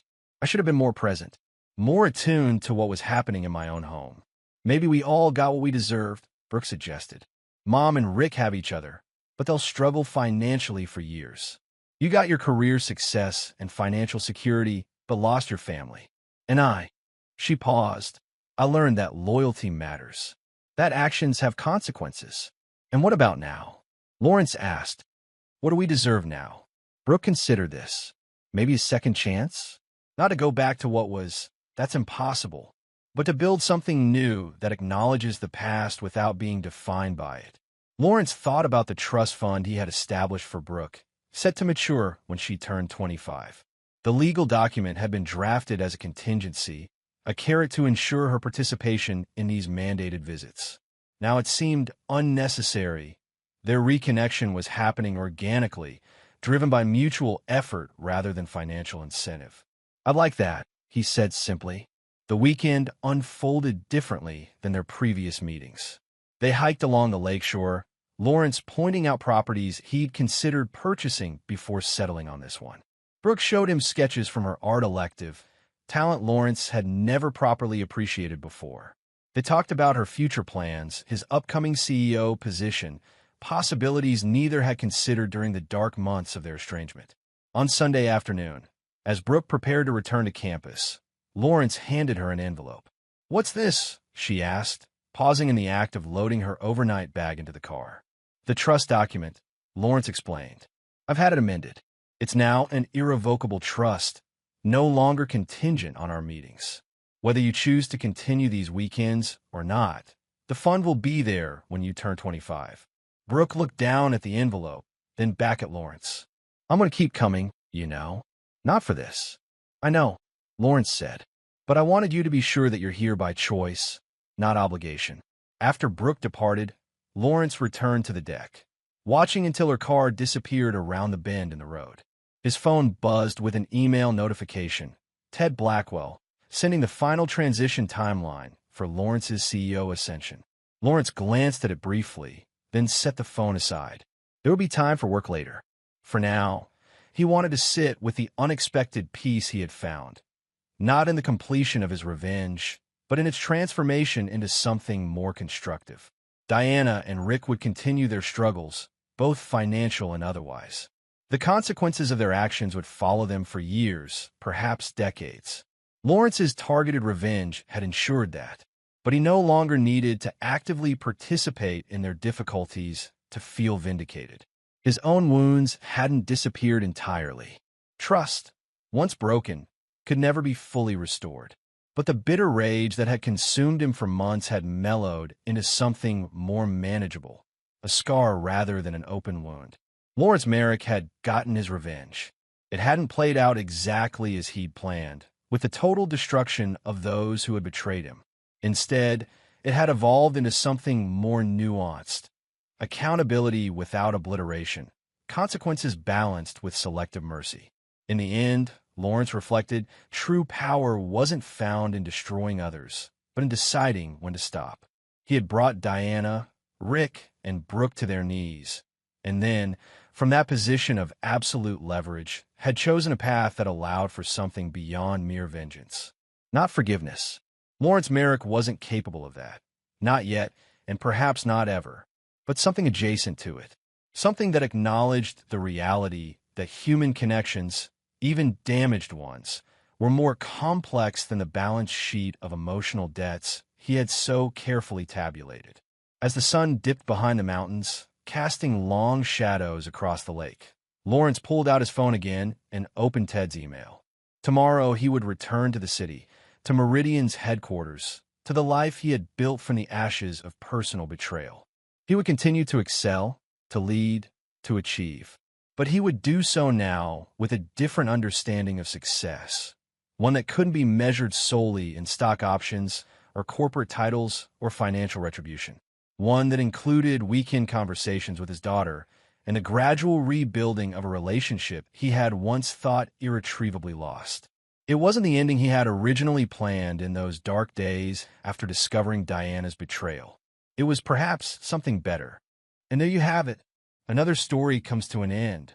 What did you think? I'd love to hear your thoughts in the comments below. If you enjoy this story, consider joining our community by subscribing. It means the world to us. For more stories like this one, check out the recommended videos on screen. And I'll see you there. Welcome back to another story on Infidelity Tales Lab. Before we begin, tell us, where in the world are you watching from? Now, let's dive into today's story. Chapter 1. The Man Behind the Mask. Norman Swift had learned 3 things during his 8 years with Delta Force. Trust your instincts, plan for every contingency, and never show your hand until you're ready to strike. Now at 34, running his private security consulting firm, those lessons served him in different ways. He stood in his home office, reviewing security protocols for a client, when he heard the familiar patter of small feet. 6-year-old Cassie appeared in the doorway, clutching her worn stuffed rabbit. "Daddy, can we go to the toy store? Mommy said you promised." Norman smiled, minimizing the classified document on his screen. "I did, didn't I? Let me check on your mom and the twins first." He found Dana in the nursery, hovering over the twin bassinets where 3-month-old Emma and Ethan slept. His wife's auburn hair was pulled back, and she wore the expensive athleisure where she'd taken a buying lately. Their savings had taken a hit, but Norman figured she deserved it after the difficult pregnancy. "Heading out with Cassie for an hour," Norman said. "Need anything?" Dana jumped slightly, as if caught. "No, I'm fine. Just tired. Why don't you nap while we're gone? I'll take my phone." Something flickered across Dana's face. Was it irritation? "I said I'm fine, Norman." He studied her for a moment. Dana had been different since the twins arrived. Distant, secretive with her phone. He'd noticed, but attributed it to postpartum stress. Norman Swift didn't miss details, but he'd been deliberately blind to the ones at home. Perhaps that was his biggest mistake. "We'll be back soon," he said, kissing her forehead. She flinched almost imperceptibly. In the truck, Cassie chattered about the new doll she wanted. Norman half listened, his mind elsewhere. His military background had made him excellent at reading people, at sensing danger. The instincts that had kept him alive in Fallujah were screaming now, but he couldn't identify the threat. "Daddy, you're not listening," Cassie pouted. "Sorry, princess. Tell me about the doll again." As they drove through their suburban Seattle neighborhood, Norman's phone buzzed. A text from an unknown number. "Check your wife's car." Glove compartment. A friend. His jaw tightened. Spam? A prank? Or something else? Cassie pointed excitedly at the toy store ahead. Norman pulled into the parking lot, his mind racing. He'd learned never to ignore intelligence, even from unknown sources. "Change of plans, sweetheart. Let's make this quick." Inside the store, Cassie ran toward the doll section. Norman stayed close, but his thoughts were miles away, back at that house, with that text message, with Dana's strange behavior. He'd been deployed to combat zones with clearer situations than his own marriage had become. His phone buzzed again. This time a photo. Grainy, taken through a window. His house. His bedroom. Dana, not alone. Norman's blood ran cold. The man in the photo was younger, muscular, familiar somehow. Then it clicked. Ricky Stanton, the personal trainer from Dana's gym. The one she'd mentioned casually a few months ago. "Daddy, look." Cassie held up a doll with glassy eyes. Norman forced a smile, bought the toy, and guided Cassie back to the truck. His training kicked in. Assess, analyze, act. No emotion yet. Just cold calculation. They were 5 minutes from home when it happened. Cassie, playing with her new doll in the back seat, suddenly went rigid. Her face drained of color. "Dad, go back," she screamed. "Now!" Norman's hands tightened on the wheel. "What's wrong?" "The babies." Cassie's voice rose to a shriek. "Daddy, the babies. Something's wrong. I can feel it." People said children were perceptive, that they sensed things adults missed. Norman had always dismissed it as superstition. But Cassie's terror was real, and combined with everything else, the text, the photo, Dana's behavior, his instincts roared to life. He executed a perfect U-turn, tires screeching. The truck accelerated. 40, 50, 60. "Hold on, Cassie." His daughter was crying now, repeating the babies over and over. Norman's mind raced through scenarios, each worse than the last. He grabbed his phone, called Dana. No answer. Called again. Nothing. The house came into view. Dana's SUV sat in the driveway. Next to it, a black Dodge Charger he didn't recognize. Norman's blood turned to ice. He slammed on the brakes, threw the truck into park. "Cassie, stay in the car. Lock the doors. Don't open them for anyone but me." "Daddy, now!" He sprinted to the front door. Unlocked. Inside, the house was silent. Too silent. Norman moved like he had in Kandahar, checking corners, controlling his breathing. The nursery door was open. Empty. The bassinets were undisturbed, but Emma and Ethan were gone. Downstairs, he heard voices. The basement. Norman descended the stairs, each step measured and silent. At the bottom, he heard Dana's voice, strained and urgent. "I can't do this, Ricky. They're my babies. We talked about this." A male voice. "Ricky Stanton. You want to be with me, this is the price." They disappear, tragic accident. You collect the insurance, and we're set for life. Norman's vision narrowed. The basement was finished, with a small bathroom off to the side. Through the crack in the door, he saw them. Dana held Emma. Ricky held Ethan. And between them sat a bathtub, already filled with water. They were going to drown his children. Make it look like Dana had stepped away for one moment. A tragic accident. Everything in Norman wanted to burst through that door. But he didn't. Because Norman Swift didn't react, he responded. And his response would be calculated, thorough, and devastating. He pulled out his phone, started recording, and waited for them to say more. Chapter 2. Evidence and Fury. Norman Swift's finger hovered over the record button as rage threatened to overwhelm his tactical training. Through the bathroom door, he watched his wife, the woman he'd trusted with everything, hold their infant daughter over a bathtub full of water while discussing murder with her lover. The police will buy it, Ricky said, adjusting Ethan in his arms. Postpartum depression. You've been documenting it with your therapist, right? Yes, but Dana's voice cracked. Maybe there's another way. We could just leave, take the kids, and live on what? Ricky snapped. Your husband's had everything tied up in that business. This way, you get the life insurance, the sympathy, and freedom. You said you wanted out. I wanted out of the marriage, not to... You're in this now, Dana. We both are. Norman forced himself to keep recording. Every word was evidence. Every second was another nail in their coffins. His hands shook with the effort of staying still. Emma began to cry. Dana instinctively pulled her back from the tub, maternal instinct warring with whatever madness had brought her here. I can't, Dana whispered. Ricky, I can't do it. Then I will. Ricky moved toward the tub with Ethan. That's when Norman kicked in the door. The element of surprise was total. Ricky turned, Ethan still in his arms, and Norman's fist connected with his jaw. Ricky dropped, and Norman caught his son mid-fall, a practiced motion that spoke to reflexes honed by years of combat. Norman, Dana started. Don't. His voice was ice. Don't say a word.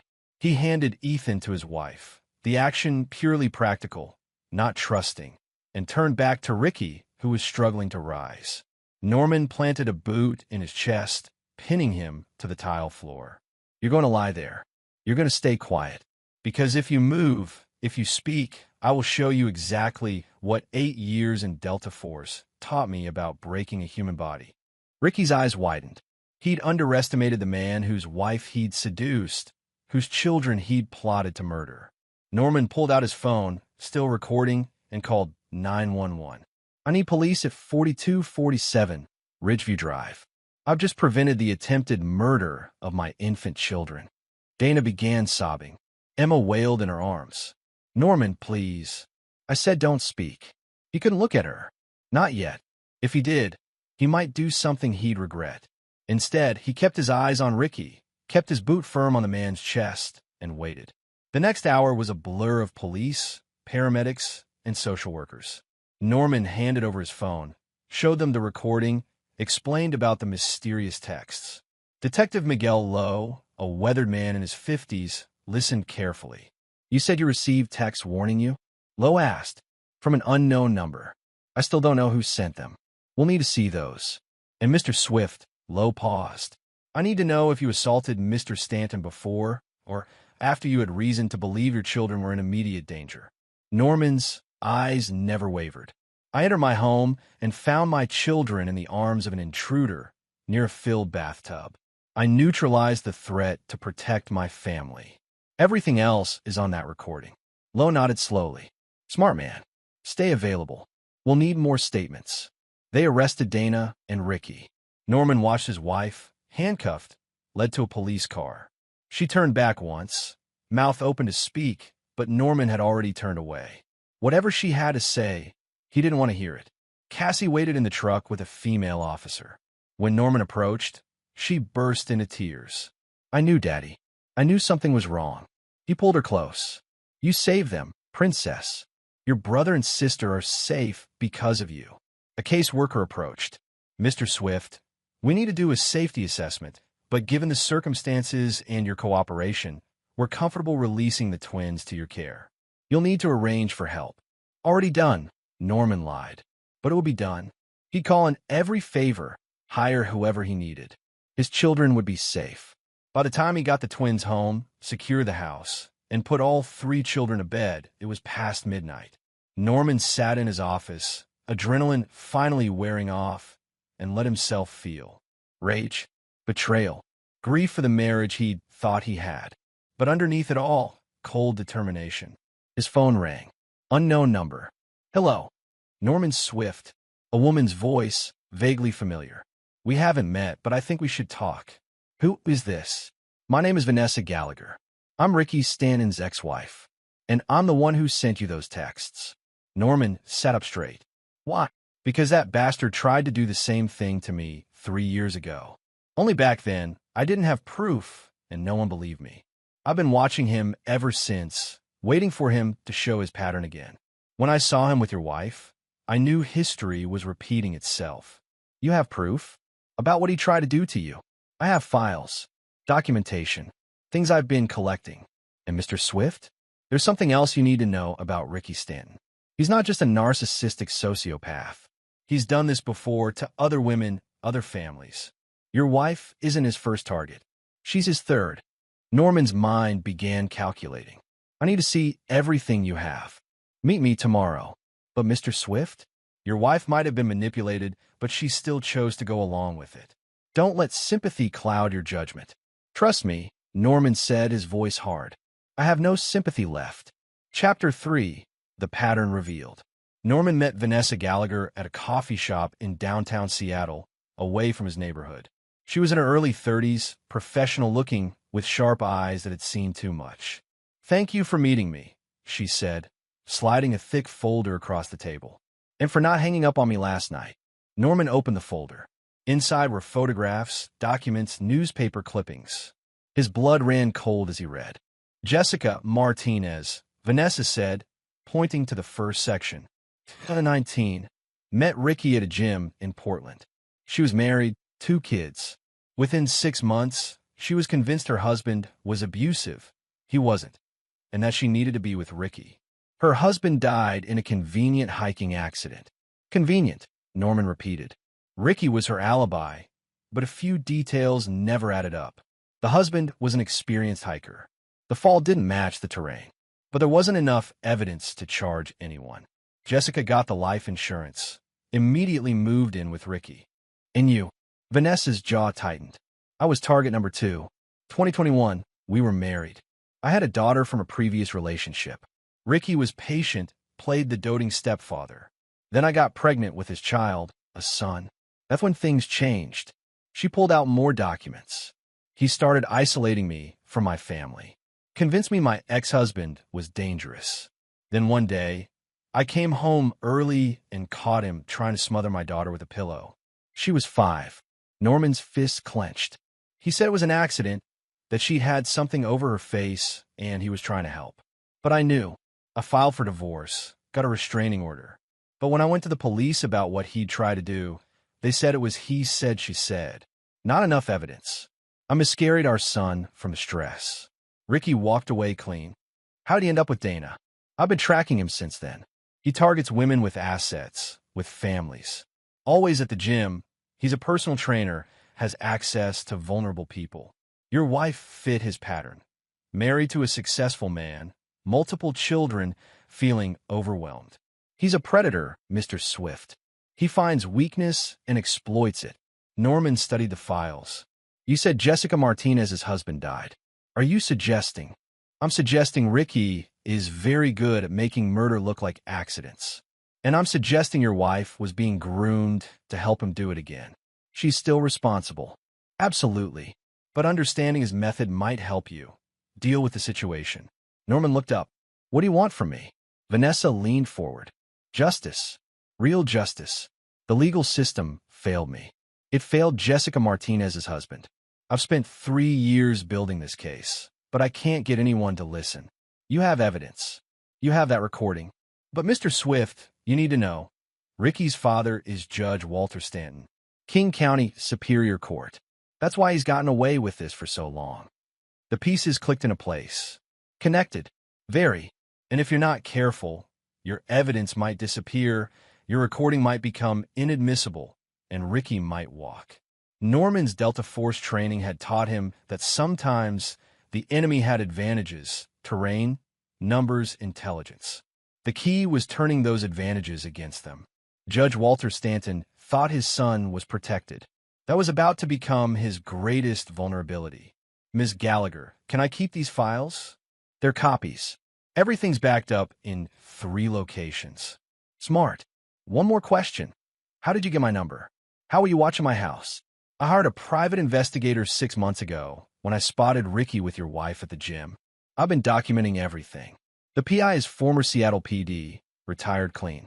His name is Wes Thompson. He owes me nothing and won't lie for me, but he'll testify to what he saw. Wes Thompson. The name rang a bell. Wait, Wes Thompson from the 75th Ranger Regiment. Vanessa blinked.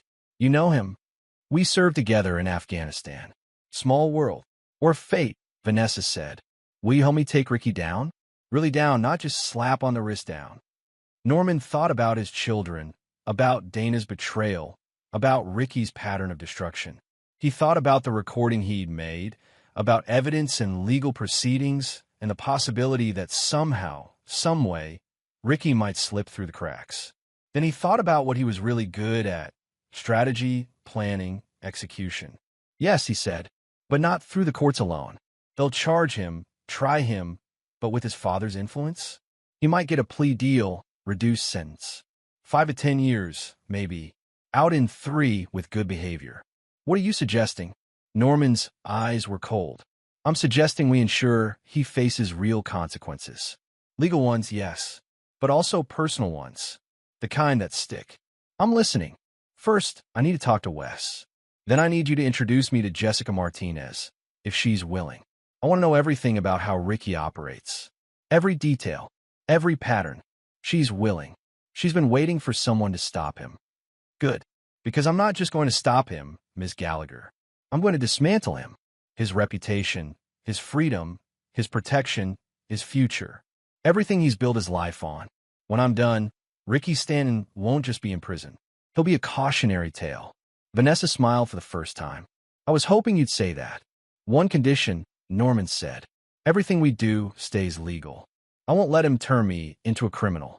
But within the bounds of the law, I will be merciless. Agreed. They shook hands. As Norman left the coffee shop, he made 3 calls. First to Wes Thompson, who answered on the second ring and greeted him with surprised warmth. Second, to his attorney, who he needed to prepare for the coming legal battle. Third, to his accountant, because he was going to need resources. His phone buzzed with a text from Dana's number, sent from jail. Norman, please let me explain. It's not what you think. I never would have hurt them. He manipulated me. Please, I need you. Norman deleted it without responding. She wanted understanding, forgiveness, a chance to explain. She'd get none of those things. What she would get was exactly what she deserved.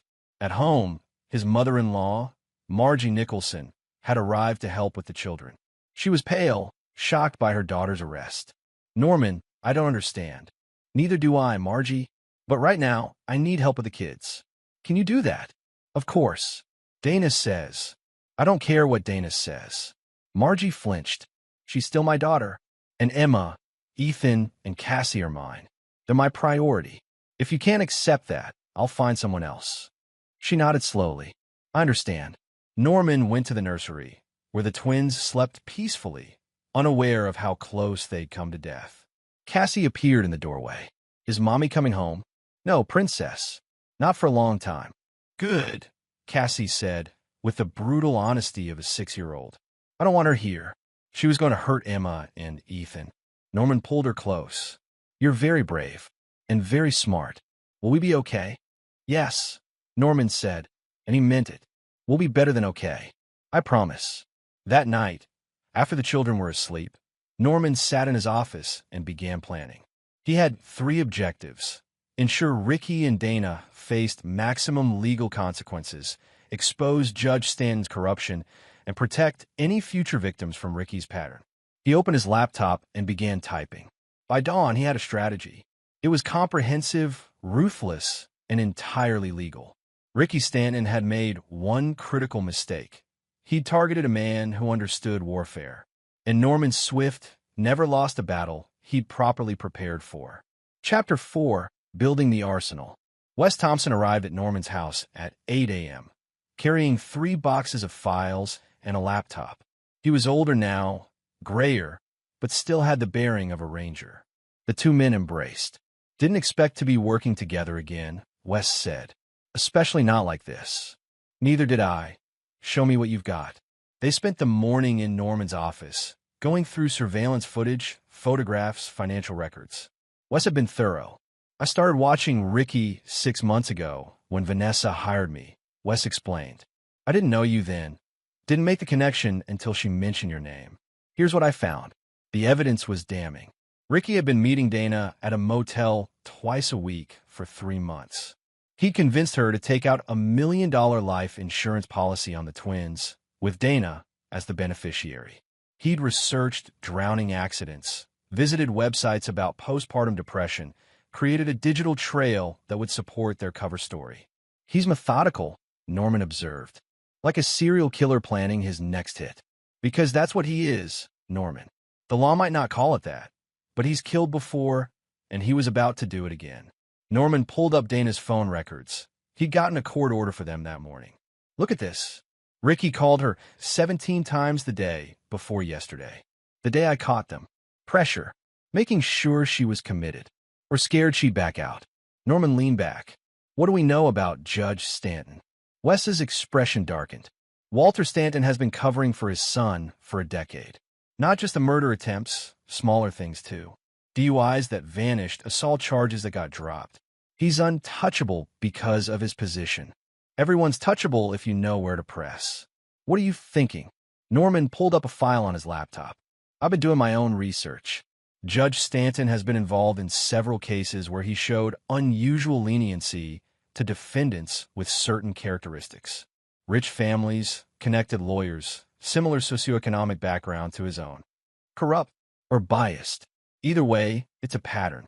The Washington State Commission on Judicial Conduct would be interested. That's long game. What about right now? Right now, I need to talk to Jessica Martinez. Can you arrange it? Already done. She'll be here at noon. Jessica Martinez arrived exactly on time. She was small, dark-haired, with haunted eyes that had seen too much. She shook Norman's hand with surprising strength. Thank you for agreeing to meet, Norman said. Thank you for stopping him before he did it again. Jessica sat down, composed but clearly nervous. Vanessa told me you wanted to know about my husband's death. Only if you're comfortable.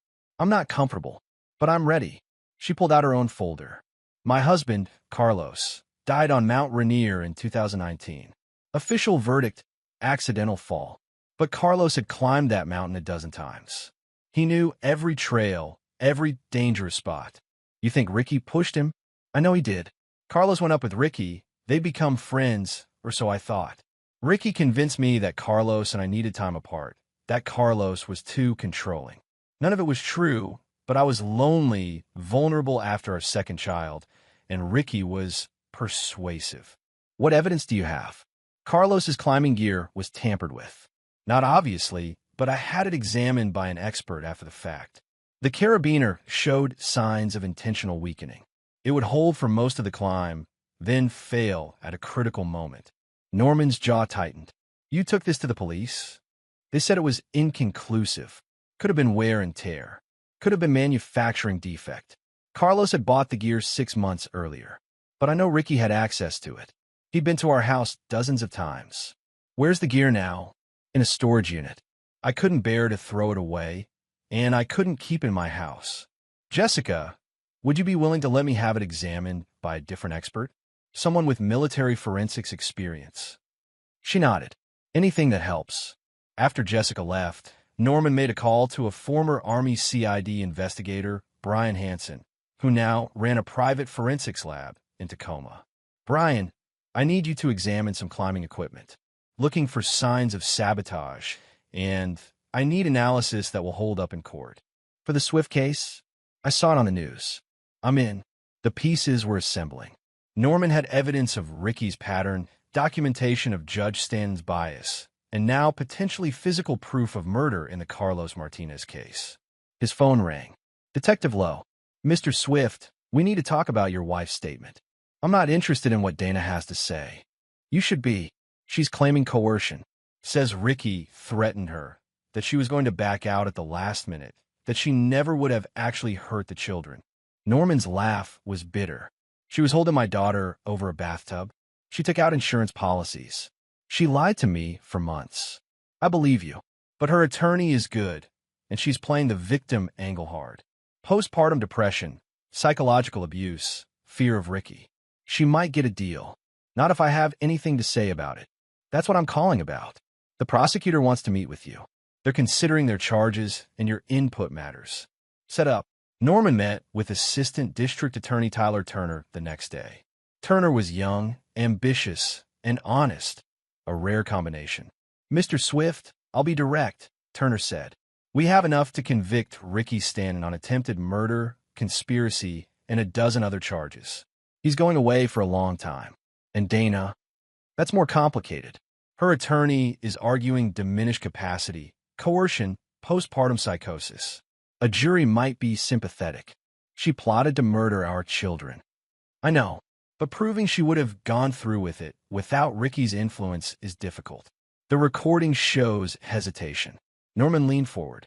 What if I could provide evidence that Dana was more involved than she's claiming? That she wasn't just coerced? Turner's eyes sharpened. What kind of evidence? Dana's been hiding money. I found statements for an account I didn't know about. She's been siphoning funds from our household account for 6 months, right around when she started her affair with Ricky. It wasn't exactly true, not yet. But Norman knew where to look. Dana had been careless with her laptop, and he had her passwords. That night, while the children slept and Margie watched television downstairs, Norman cracked Dana's laptop. What he found exceeded his expectations. Email drafts between Dana and Ricky, never sent but saved, discussing their plans in detail. Dana asking about life insurance. Dana researching bathtub accidents. Dana explicitly asking Ricky, "Are you sure this will work?" He'd been wrong. She wasn't just coerced. She was an active participant. Norman copied everything to 3 separate drives, sent copies to his attorney in Turner's office, and allowed himself a cold smile. Dana had made her choice. Now she'd live with the consequences. His phone buzzed. A text from an unknown number. Norman Swift. "We need to meet. I have information about Judge Stanton that you'll want. Name your place and time." Mitchell Watson. Norman didn't recognize the name, but he ran a quick background check. Mitchell Watson was a court clerk, worked for the King County Superior Court, had been there for 15 years. Someone inside the system wanted to talk. This was getting interesting. Norman texted back, "Tomorrow, 2 p.m., Olympia, not Seattle. I'll send location." Whatever Mitchell Watson had to say, Norman wanted to hear it far from Judge Stanton's sphere of influence. The war was expanding, and Norman Swift was winning every battle. Chapter 5, The Inside Man. Norman chose a diner in Olympia, far enough from Seattle that casual observation was unlikely. Mitchell Watson arrived 10 minutes early, scanning the room before sitting down. He was in his 50s, balding, with the nervous energy of a man who'd carried a secret too long. "Mr. Swift, thank you for meeting me. You said you had information about Judge Stanton." Watson pulled out a flash drive. "I've worked for the King County Superior Court for 15 years. I've seen a lot, kept my mouth shut about most of it. But I can't stay silent about this. Go on." Judge Stanton has been manipulating case assignments for years. When his son gets in trouble, cases mysteriously get reassigned to judges who are sympathetic. Evidence gets misfiled. Warrants get delayed. It's systematic corruption, and I've documented all of it. Norman plugged the flash drive into his laptop. The files were extensive: case records, emails, audio recordings, calendar manipulations. It was a roadmap of judicial misconduct spanning a decade. "Why now?" Norman asked. "Why come forward?" "Because I have a daughter. She's 24. Last year, she went to that gym where Ricky works. He started training her, befriending her. I saw the pattern. I'd seen the complaints that were buried, the accusations that disappeared. I pulled her out of there immediately, but terrified me. How many others has he hurt? How many has he killed? Why didn't you go to the authorities before? And tell them what? That a sitting judge is corrupt? Who would believe a court clerk over a superior court judge? I needed leverage, and I needed someone with standing to bring it forward. That's you, Mr. Swift. You have a case that can't be buried. You have evidence that can't be ignored. And with what I'm giving you, you can expose the entire system that's protected Ricky Stanton." Norman studied the man. "This will end your career." "I know, but I'll be able to sleep at night." "Okay, I'll need you to testify, and I'll need verification that these files are authentic." "Already done. I've been in contact with a federal prosecutor who handles public corruption cases. She's been investigating Judge Stanton for 2 years, but couldn't get enough evidence. This might be the missing piece. Give me her name." Assistant U.S. Attorney Rosa Cox. "She's based in the Western District of Washington." Norman made a note. "Mr. Watson, we're doing the right thing." "I hope so. Because if this doesn't work, if Stanton somehow walks, my life is over. It'll work, Norman said with certainty. Trust me. After Watson left, Norman contacted Rosa Cox. She agreed to meet him the following day, her voice sharp with interest when he mentioned Judge Stanton and new evidence. Back home, Norman found Margie playing with Cassie while the twins napped. His mother-in-law looked up, her face carefully neutral. Norman, I need to ask you something. Go ahead. Dana called me from jail. She's begging to see the children. She says she made a terrible mistake, but that she loves them. No, Norman. She plotted to murder Emma and Ethan. I don't care what she says she feels now. The answer is no. Margie's eyes filled with tears. I believe you about what happened. I do. But she's still their mother. A mother doesn't drown her children for life insurance money. A mother doesn't choose a lover over her babies. Dana made her choices, and now I'm making mine. The children will not see her. The court might order. Let them try. Norman's voice was steel. I have sole custody while she's awaiting trial. And by the time that trial is over, she'll be serving 20 years minimum. The kids will be adults before she's free. Margie looked away. I can't choose between you and my daughter. Then don't. But if you want to be in your grandchildren's lives, you'll respect my decisions. It was harsh, but necessary. Norman couldn't afford weakness, not when his children's safety was at stake. That evening, after putting the kids to bed, Norman reviewed the evidence he'd accumulated. 5 weeks had passed since the incident. In that time, he'd built a case that extended far beyond one attempted murder. He had the recording of Dana and Ricky discussing the murder, financial records showing Dana's premeditation, Vanessa's testimony about Ricky's previous attempt on her daughter, Jessica's testimony about Carlos Martinez's death, Brian's forensics report on the tampered climbing gear, which had confirmed sabotage, Mitchell Watson's documentation of Judge Stanton's corruption, Wes Thompson's surveillance evidence. It was overwhelming, damning, and airtight. His phone rang. Tyler Turner. Norman, I wanted to update you. Dana's attorney has withdrawn their coercion defense. They're now trying to negotiate a plea deal. What kind of deal? They're asking for manslaughter with mitigating circumstances. 15 years. Eligible for parole in 7. Absolutely not. That's what I told them. We're going to trial on all counts. With the evidence you've provided, we're confident we can get attempted murder convictions for both defendants. What's Ricky's attorney saying? Claiming his client was just having an affair, that Dana was the unstable one, that he tried to stop her at the last minute. It's nonsense, but they'll try it. Not if the jury hears about Carlos Martinez. We're working on getting that admitted. If we can show prior bad acts, prior pattern, it'll devastate their defense. Norman smiled. Keep me updated. The next call was from Rosa Cox, the federal prosecutor. Mr. Swift, I've reviewed the materials Mitchell Watson provided, and I've cross-referenced them with my own investigation. We have enough to convene a federal grand jury. Judge Stanton will be indicted on corruption charges within a month. Will he be removed from the bench? Immediately upon indictment. He'll be suspended pending trial. And his ability to influence his son's case? Gone. It's already been reassigned to Judge Cecilia Best, and she's known for being tough but fair. Ricky Stanton will not get special treatment in her courtroom. Everything was falling into place. Norman allowed himself a moment of satisfaction before moving to the next phase. He called Vanessa Gallagher. It's time for the media angle. Are you ready? I've been ready for 3 years. Good. I've arranged an interview with a journalist from the Seattle Times. She's done investigative pieces on judicial corruption before. You, me, and Jessica will all talk on the record. When this story breaks, public pressure will ensure that no one in the system can help Ricky Stanton walk away. You're thorough, I'll give you that. I don't leave loose ends. The interview happened 2 days later. The journalist, Kathy Hughes, was a Pulitzer nominee with a reputation for fearlessness. She listened to their stories, reviewed the evidence, and her expression grew darker with each revelation. This is going to be explosive, she said, but I need to verify everything independently. It'll take me 2 weeks to do the background work. Take the time, Norman said. Do it right. While Kathy worked on the story, Norman focused on his children. Cassie had started having nightmares about the bathtub. He arranged for her to see a child psychologist, Dr. Amelia Torres, who specialized in trauma.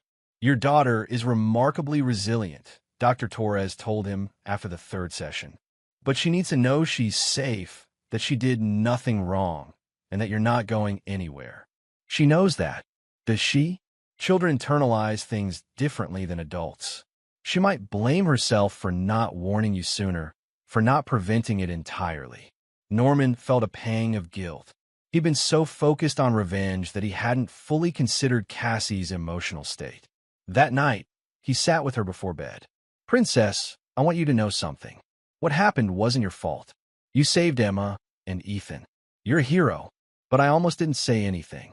I almost stayed quiet. But you didn't. You trusted your instincts, and you spoke up. That took courage. Are you mad at me? Mad at you? Cassie, I'm proud of you. So proud." She hugged him tightly. "I love you, Daddy. I love you too." As he tucked her in, Norman realized that for all his planning and strategy, the most important battle was making sure his children healed. Ricky and Dana would face justice. Judge Stanton would fall. But if Norman's kids weren't okay, then he hadn't really won. The next morning, Kathy Hughes's article hit the front page of the Seattle Times. Pattern of murder. How a personal trainer used charm and manipulation to target families, and how the system protected him. The story went viral within hours. National news picked it up. Social media exploded. And suddenly, everyone knew the name Ricky Stanton. Norman's phone rang constantly. Journalists, supporters, people sharing their own stories of near misses with Ricky. The public outrage was palpable. Judge Walter Stanton was indicted 3 days later. Ricky and Dana's trial was scheduled for the following month. And Norman Swift, the man they'd underestimated, had orchestrated it all. But he wasn't done yet. Chapter 6, The Trap Springs. The trial of Dana Glass Swift and Ricky Stanton began on a cold November morning. Norman sat in the gallery, flanked by Wes Thompson and Vanessa Gallagher. Across the room, he could see Ricky's mother, Sonia Church, glaring at him. Judge Walter Stanton's wife, unable to attend due to her husband's indictment, but making her presence felt through hostile proxies. Judge Cecilia Best entered the courtroom, and everyone stood. She was in her 60s, with steel-gray hair and eyes that missed nothing. "Be seated. We're here for the matter of the state of Washington versus Dana Glass Swift and Richard Ricky Stanton. Charges include attempted murder, conspiracy to commit murder, child endangerment, and fraud. How do the defendants plead?" Dana's attorney, a slick public defender named Greg Booker, stood. "Not guilty, Your Honor." Ricky's attorney, an expensive defense lawyer named Dwayne Rangel, echoed the plea. The trial would last 3 weeks, Tyler Turner had estimated. Norman was prepared to sit through every minute of it. Turner's opening statement was devastating. He laid out the timeline, Dana and Ricky's affair, the insurance policies, the planning, the texts, and finally, the recording Norman had made. He played it for the jury, and the room fell silent as they heard Dana and Ricky discussing drowning the twins. When it finished, several jurors looked visibly ill. Ricky stared at the table. Dana was crying. Dwayne Rangel tried to spin it in his opening. "Ladies and gentlemen, what you heard was a man trying to talk a mentally unstable woman away from the edge. Ricky Stanton made mistakes. He had an affair. He got involved with someone he shouldn't have. But he is not a murderer." Greg Booker's approach was different. Dana Swift was drowning in postpartum depression. She was isolated, vulnerable, and manipulated by a predator. Yes, she made terrible choices, but she never would have acted. She was pulling away at the very moment her husband arrived. Norman watched the jury. They weren't buying it. The prosecution's case was methodical. Tyler Turner called witness after witness. Wes Thompson, who described his surveillance. Vanessa Gallagher, who detailed Ricky's previous attempt on her daughter's life. Jessica Martinez, who testified about her husband's suspicious death and the sabotage climbing gear. When Brian Hansen, the forensics expert, took the stand, he dropped a bombshell. The carabiner used by Carlos Martinez showed clear signs of intentional weakening, Brian testified. The metal was filed down in a specific pattern that would cause failure under high stress. This wasn't wear and tear. This was sabotage. Dwayne Rangel objected. Your Honor, this is prejudicial. My client has never been charged with Carlos Martinez's death. It establishes pattern and motive, Turner argued. It's directly relevant to show the defendant's history of violence and planning. Judge Best considered. I'll allow it. The jury will consider this evidence for pattern purposes only. The defense tried to fight back. They called expert witnesses on postpartum depression, on coercion, on trauma bonding. But when Norman took the stand, everything changed. Turner led him through the discovery, finding the texts, the photo, rushing home, the recording. Mr. Swift, what went through your mind when you heard your wife and her lover discussing drowning your children? Norman looked directly at the jury. I thought about every mission I'd ever been on in the military. Every time I'd faced an enemy who wanted to hurt people I was sworn to protect. And I realized that the enemy wasn't overseas. The enemy was in my home, holding my babies. What did you do? I documented it. I recorded it. I made sure that when I acted, there would be no doubt about what I'd found. Because I knew that Dana would claim she was coerced, that Ricky would claim innocence. I knew they'd lie, so I made sure the truth was undeniable. Did you love your wife? I thought I did. I love who I thought she was. But that woman doesn't exist. The real Dana chose money and a lover over our children. On cross-examination, Greg Booker tried to shake him. Mr. Swift, isn't it true that you suspected your wife was having an affair before that day? I suspected something was wrong. And you didn't try to talk to her? Seek counseling? Save your marriage. I was about to. Then I found out she was planning to murder my children. That ended any interest in saving the marriage. You must be very angry at my client. I'm not angry. I'm disappointed and determined that she face justice. When Dana took the stand in her own defense, Norman watched carefully. She'd lost weight in jail, looked fragile and scared. The jury might sympathize. Greg Booker walked her through her version. Ricky had pursued her, isolated her from friends, convinced her that Norman was controlling, that she'd be happier with him. He'd suggested the life insurance as financial security. He'd pushed and pushed until she'd agreed to a plan she never truly wanted to execute. Did you intend to harm your children? Booker asked. No, Dana sobbed. Never. I love them. I was going to stop it. I was going to tell Ricky no, but then Norman arrived. But you'd already taken your children to that bathroom, Turner said on cross-examination. You'd already filled the tub. You'd already discussed staging the scene. Those don't sound like the actions of someone about to back out. I was scared. Of Ricky? Did he threaten you? He said if I backed out, he'd tell Norman about the affair. He'd ruin me. So you were willing to murder your children to avoid embarrassment? That's not. Rosa nodded. Agreed. And Norman? You've built one hell of a case. I've been prosecuting corruption for 15 years, and I've never seen anything this thorough. I had good teachers. He meant his military instructors, the men who'd taught him strategy and planning. The sentencing hearing was brutal. Dana and Ricky each faced 60 years in prison. Attempted murder of 2 children carried serious weight. Judge Best listened to victim impact statements from Norman, from Vanessa, from Jessica. When it was Norman's turn, he stood and faced Dana directly. You were my wife. I trusted you with everything. With my heart, my home, my children. And you chose to betray all of it. Not for love. You never loved Ricky. Not even for money, really. You did it because you were weak, selfish, and cruel.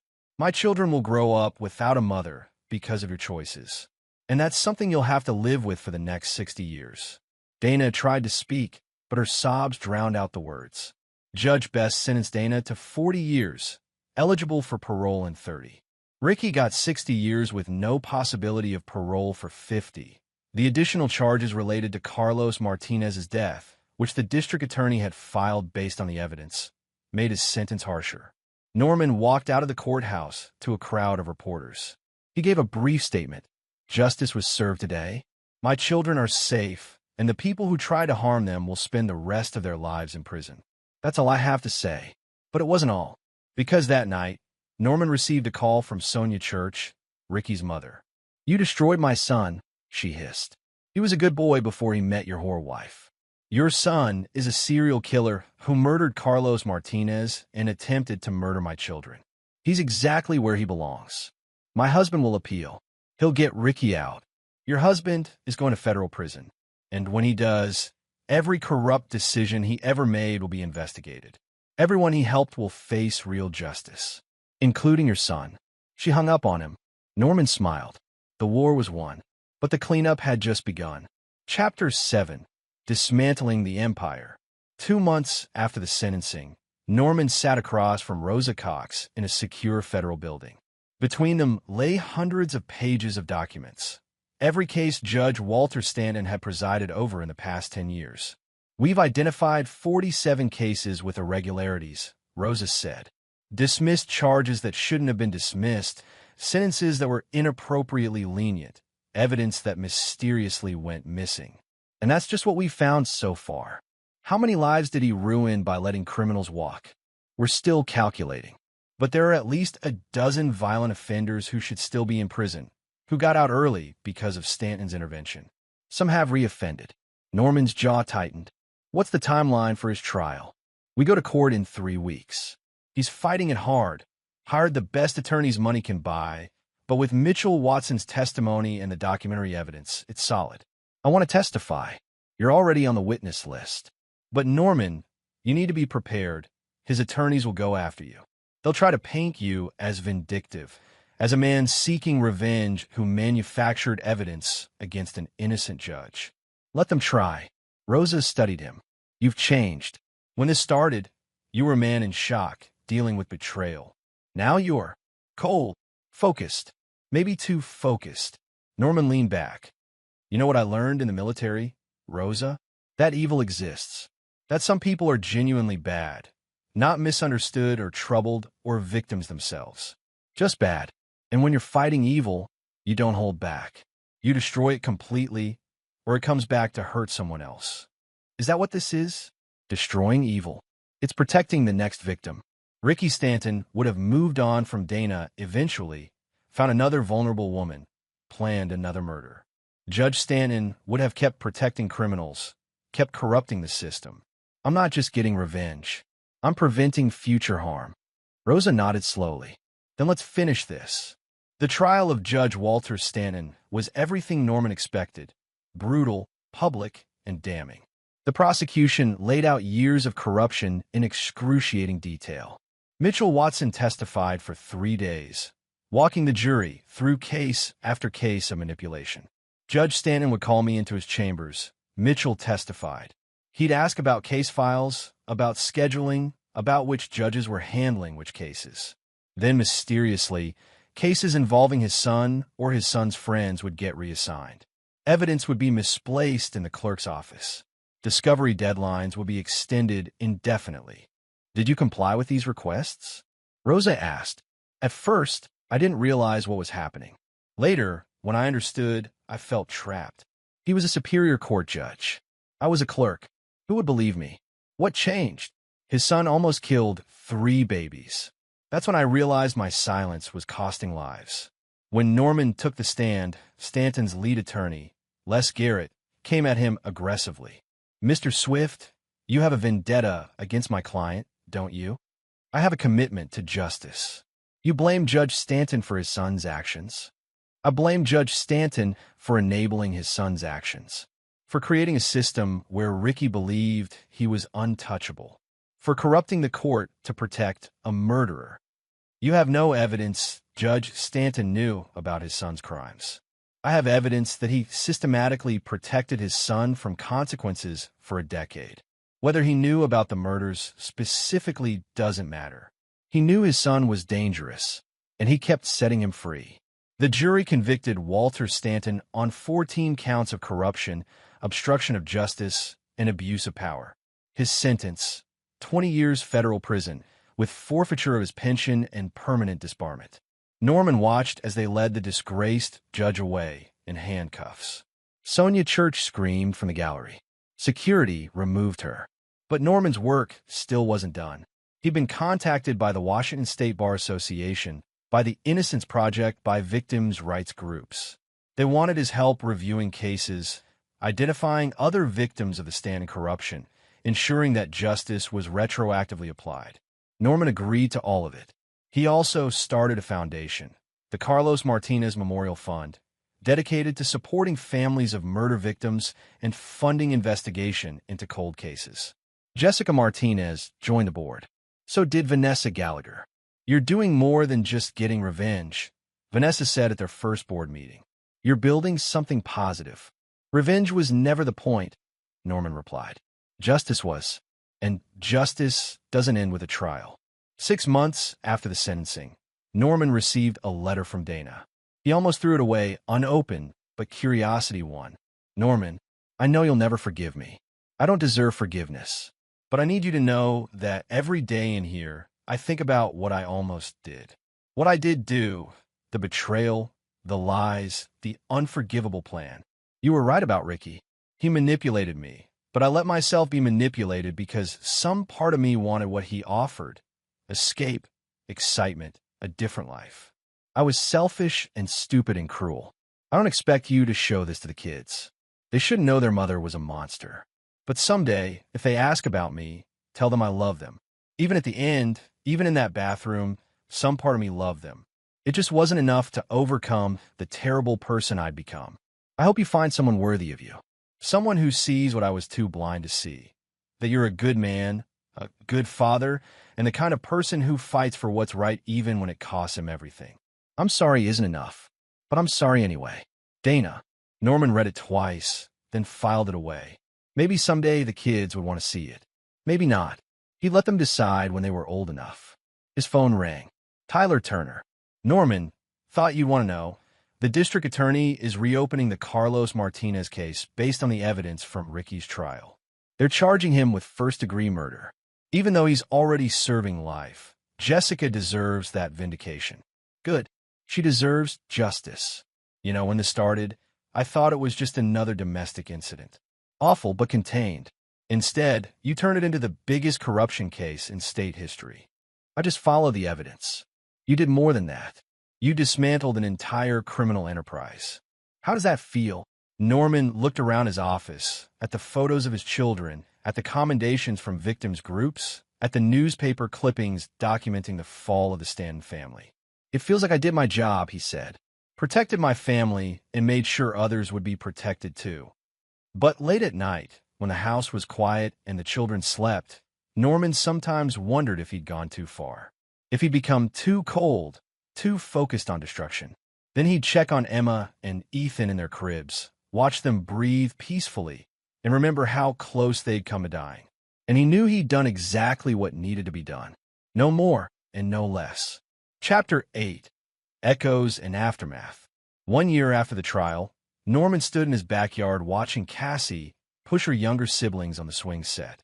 Emma and Ethan were walking now, babbling in their own twin language, blissfully unaware of what had almost happened to them. Dr. Amelia Torres had signed off on Cassie's treatment 6 months ago. The nightmares had stopped. The anxiety had faded. His daughter was resilient, stronger than he'd known. "They're beautiful," a voice said behind him. Norman turned to find Vanessa Gallagher at the back gate. He'd invited her to the twins' first birthday party. She'd become an unexpected friend through this ordeal. "They are," Norman agreed. "Every day I'm grateful they're here." "Have you heard about Ricky's appeal?" "It was denied last week. Federal Circuit upheld the conviction. He'll die in prison." "Good." Vanessa watched the children play. "You know, when this started, I just wanted him stopped. I wanted him to pay. But you did more than that. You changed the system. The system's still broken, but maybe it's a little less broken than before." "The Stanton law passed last month," Vanessa reminded him. "Mandatory review of all cases when judicial misconduct is found. Automatic disbarment for corruption. That's because of what you exposed." Norman shrugged. "I had help. You had determination. Most people would have stopped after getting their own justice. You kept going." The party was small. Wes Thompson and his wife, Jessica Martinez and her kids, Tyler Turner, Rosa Cox, Mitchell Watson. People who'd fought alongside Norman, who'd risked something to do the right thing. As they sang "Happy Birthday" and the twins demolished their cakes, Norman felt something he hadn't felt in a long time. Peace. Not happiness exactly, Too much had been lost for that, but contentment. His children were safe. The people who tried to hurt them were locked away. The system that had protected them was being reformed. Later, after the guests left, Norman tucked the twins into bed. They were still too young to understand, but he told them anyway. Your mom loved you once. Maybe she still does, in whatever part of her remains human. But she made terrible choices, and she's paying for them. You'll grow up without her, and I'm sorry for that. But you'll grow up safe, loved, and surrounded by people who would never hurt you. That's what matters. Emma yawned. Ethan was already asleep. Norman kissed their foreheads and left the nursery. In his office, he reviewed the latest updates from the various investigations his testimony had sparked. 42 cases had been overturned or retried. 18 wrongly released criminals were back in prison. 7 innocent people, convicted in trials tainted by Stanton's corruption, had been released. His phone rang. Unknown number. He almost didn't answer, but something made him pick up. Mr. Swift? This is Danny Park. You don't know me, but my brother was killed 5 years ago. The man who did it got probation. Judge Stanton presided over the case. I just found out the conviction was overturned, and they're retrying him with a proper sentence. I wanted to thank you. You don't need to thank me. Yes, I do. My family thought we'd never get justice. You gave that back to us.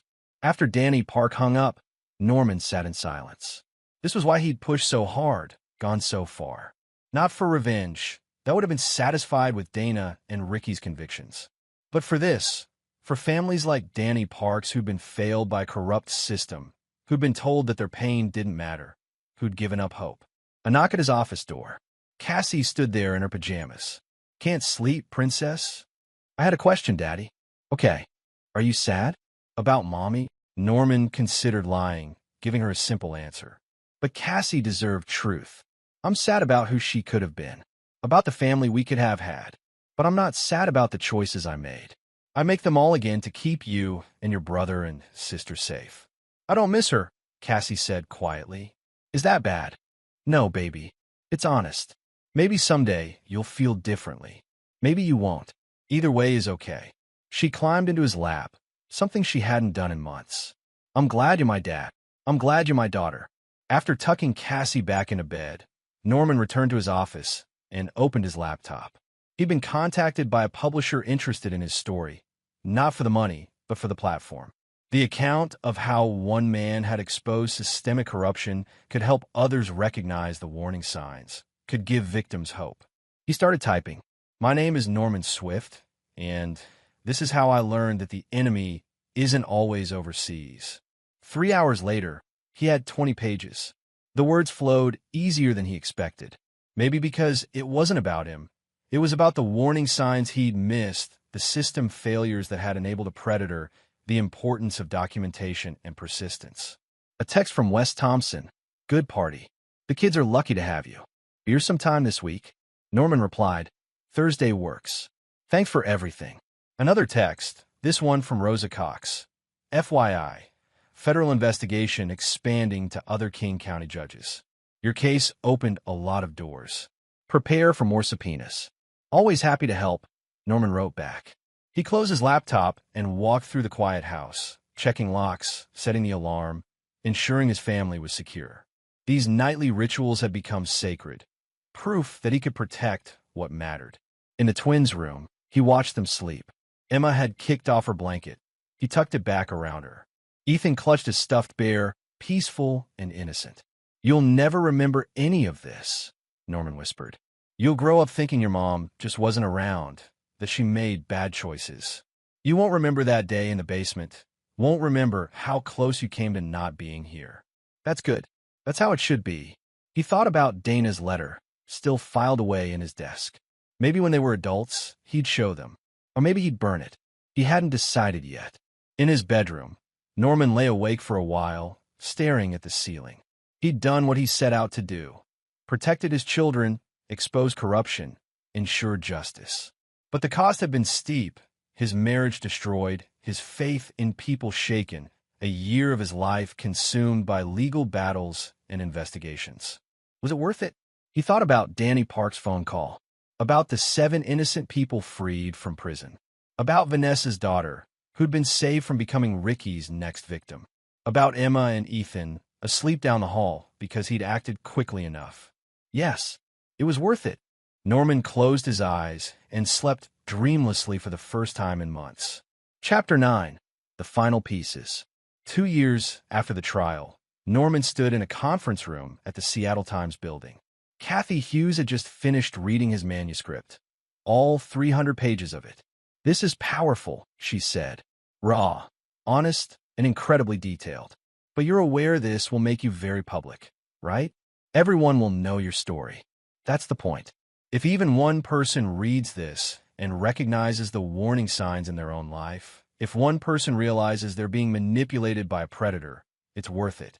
"Have you shown it to the kids?" Cassie read an age-appropriate version. She approved. The twins are still too young. Kathy made some notes. "I'll connect you with my editor at the publishing house. They've been wanting something like this, true crime with a focus on system reform rather than just sensationalism. I don't want it sensationalized. I want it educational. You'll have final approval on everything. That's non-negotiable." After the meeting, Norman drove to the cemetery where Carlos Martinez was buried. Jessica had told him she visited every week, still processing the confirmation that her husband had been murdered. He found her at the grave, placing fresh flowers. "Norman," she said, surprised, "I didn't expect to see you here. I wanted to pay my respects and to tell you that the publisher is interested in the book. Your story will be part of it, if you're comfortable with that. Will it help catch other predators like Ricky? That's the hope. Then I'm comfortable. Carlos deserves to be remembered as the good man he was, not just as Ricky's victim." They stood in silence for a moment. "Do you think about revenge?" Jessica asked. "I mean, Ricky's in prison, but he's alive. He gets meals, visitors, some kind of life. Carlos is gone forever. I think about justice," Norman said. "Ricky will spend the next 50 years in a cage, with nothing but time to reflect on what he did. That's worse than a quick death. He has to live with it. I suppose. Some days I want more. Some days I do too. But then I remember that becoming like them, becoming someone who takes lives, would mean they won. The difference between us and them is that we have lines we won't cross. That's what makes us better." Jessica nodded. "You're right. Thank you for that." As Norman drove away from the cemetery, his phone rang. "Tyler Turner." "You're going to want to hear this," Tyler said. "Dana filed for divorce from you. She's claiming you abandoned her." Norman laughed, a harsh sound. "She's unbelievable. Her attorney says she wants to settle property division amicably. She's willing to sign away all parental rights in exchange for a fair split of assets. Tell her attorney that she gets nothing. She forfeited her rights to community property when she plotted to murder our children. If she wants to fight it, I'll bring that recording to civil court too." "That's what I figured you'd say. I'll relay the message." The divorce was finalized 4 months later. Dana got nothing. Norman's attorneys successfully argued that her criminal actions constituted grounds for forfeiture of all marital assets. She signed away her parental rights without comment, perhaps realizing she had no leverage left. Norman felt nothing when the papers were stamped. The woman he'd married was gone. Maybe she'd never existed at all. Meanwhile, the book was taking shape. Norman worked with a writer, a therapist, and legal counsel to ensure it was both honest and responsible. They included chapters on recognizing manipulation, on postpartum mental health, on how to document abuse, on navigating the legal system when it fails you. The Carlos Martinez Memorial Fund expanded its mission, now offering resources to survivors of manipulation and coercion. Vanessa ran the day-to-day operations. Jessica sat on the board. They'd helped 30 families in the first year, providing legal support, counseling, and advocacy. Norman's security consulting business had grown as well. He developed a specialty in personal protection and threat assessment, working with families who felt unsafe, with people who suspected they were being targeted. His military background and personal experience made him uniquely qualified. Cassie turned 8. She was thriving, on a roll at school, starring in the school play, making friends easily. The trauma had scarred her, but it hadn't broken her. Norman made sure she knew she was loved, protected, and believed. The twins turned 2. They called Norman Dada, and had no memory of Dana. Margie visited weekly, carefully maintaining a relationship with her grandchildren while respecting Norman's boundaries. She'd written Dana off, finally accepting what her daughter had done. "I was blind," Margie told Norman one evening. "I made excuses for her my whole life. Told myself she just needed support, understanding. But the truth is, she was always selfish, always the center of her own world. I should have seen it. You loved your daughter. That's not a crime. But enabling her was. I'm sorry, Norman, for not seeing it sooner, for not protecting you or the kids from her. You're protecting them now. That's what matters." On a gray morning in March, Norman drove to Walla Walla State Penitentiary. He'd received notification that Ricky Stanton wanted to speak with him. Against his better judgment, he'd agreed. The visiting room was sterile, divided by plexiglass. Ricky looked different, thinner, older, with dead eyes that reflected his destroyed life. "You came," Ricky said through the phone. "I'm curious what you possibly have to say. I wanted you to know I'm sorry." Norman laughed. "You're sorry you got caught. Not sorry for what you did." "I'm sorry for," Ricky paused. "You're right. I'm not sorry for trying. I'm sorry I failed. Because if I'd succeeded, I'd be free right now, and you'd be the one suffering. At least you're honest. There's no point in lying anymore. My life is over. 50 years in here, and I'm only 32. I'll die in prison. My father's in federal prison. My mother won't speak to me. Everything's gone. Good. You destroyed me." "No," Norman said calmly. "You destroyed yourself. I just made sure everyone else saw what you were. Do you think you're better than me?" "I don't think about you at all, Ricky. You're just a cautionary tale, a warning about what happens when someone believes they're untouchable. I could have given Dana everything. You would have killed her eventually. Once the money ran out, once she became inconvenient. That's what predators do." Ricky's expression hardened. "You think you've won, but you haven't. Dana's still in love with me. She writes me letters, tells me she regrets not going through with it. Says if she could do it over, she'd have made sure you never came home that day." Norman studied Ricky's face, looking for the lie. He didn't find one. "Then she's exactly where she belongs," Norman said. "And so are you." He hung up the phone and walked out. That was the last time he'd think about Ricky Stanton. The book was published in September. The Silent Guardian, How One Father Exposed Corruption and Saved His Children, debuted at number 3 on the New York Times bestseller list. The reviews were strong. People responded to the honesty, the focus on system reform, the practical advice. Norman did a small press tour, appeared on a few news programs, spoke at victim advocacy conferences. He donated all proceeds to the Carlos Martinez Memorial Fund. At a book signing in Portland, a young woman approached him. "Mr. Swift, I wanted to thank you. My husband was acting like Ricky Stanton, isolating me, manipulating me, pushing me toward terrible choices. I read your book and recognized the pattern. I got out before it was too late." "I'm glad," Norman said. "That's why I wrote it. My kids are safe because of you. Your kids are safe because you were brave enough to see the truth and act on it. You saved them." She left crying, but smiling too. That night, lying in bed in a hotel room, Norman thought about the journey. 3 years ago, he'd been a man with a seemingly normal life, successful business, nice house, wife, kids. Now he was divorced, his children were growing up without a mother. He'd spent a year in courtrooms and investigations, and he'd written a best-selling book about his family's near destruction. But Emma and Ethan were alive. Cassie was thriving. Dangerous people were behind bars. Systems were being reformed. Families were being saved. The price had been high. But the alternative, letting Ricky and Dana succeed, letting the corruption continue, would have cost far more. Norman's phone buzzed with a text from Wes. "Saw you on the news. Looking good. The kids must be proud." Norman smiled and replied, "They will be someday. Right now, they just want me to play dinosaurs." Another text from Vanessa. "Fund just got a major donation from a family you helped. They want to sponsor a scholarship in Carlos's name. Justice keeps spreading." And one from Tyler Turner. "Another judge resigned today. Commission found irregularities in his cases. The reforms are working." Norman closed his eyes and thought about the moment he'd kicked down that bathroom door. The split-second decision that had changed everything. If he'd hesitated, if he'd doubted his instincts, if he'd trusted Dana's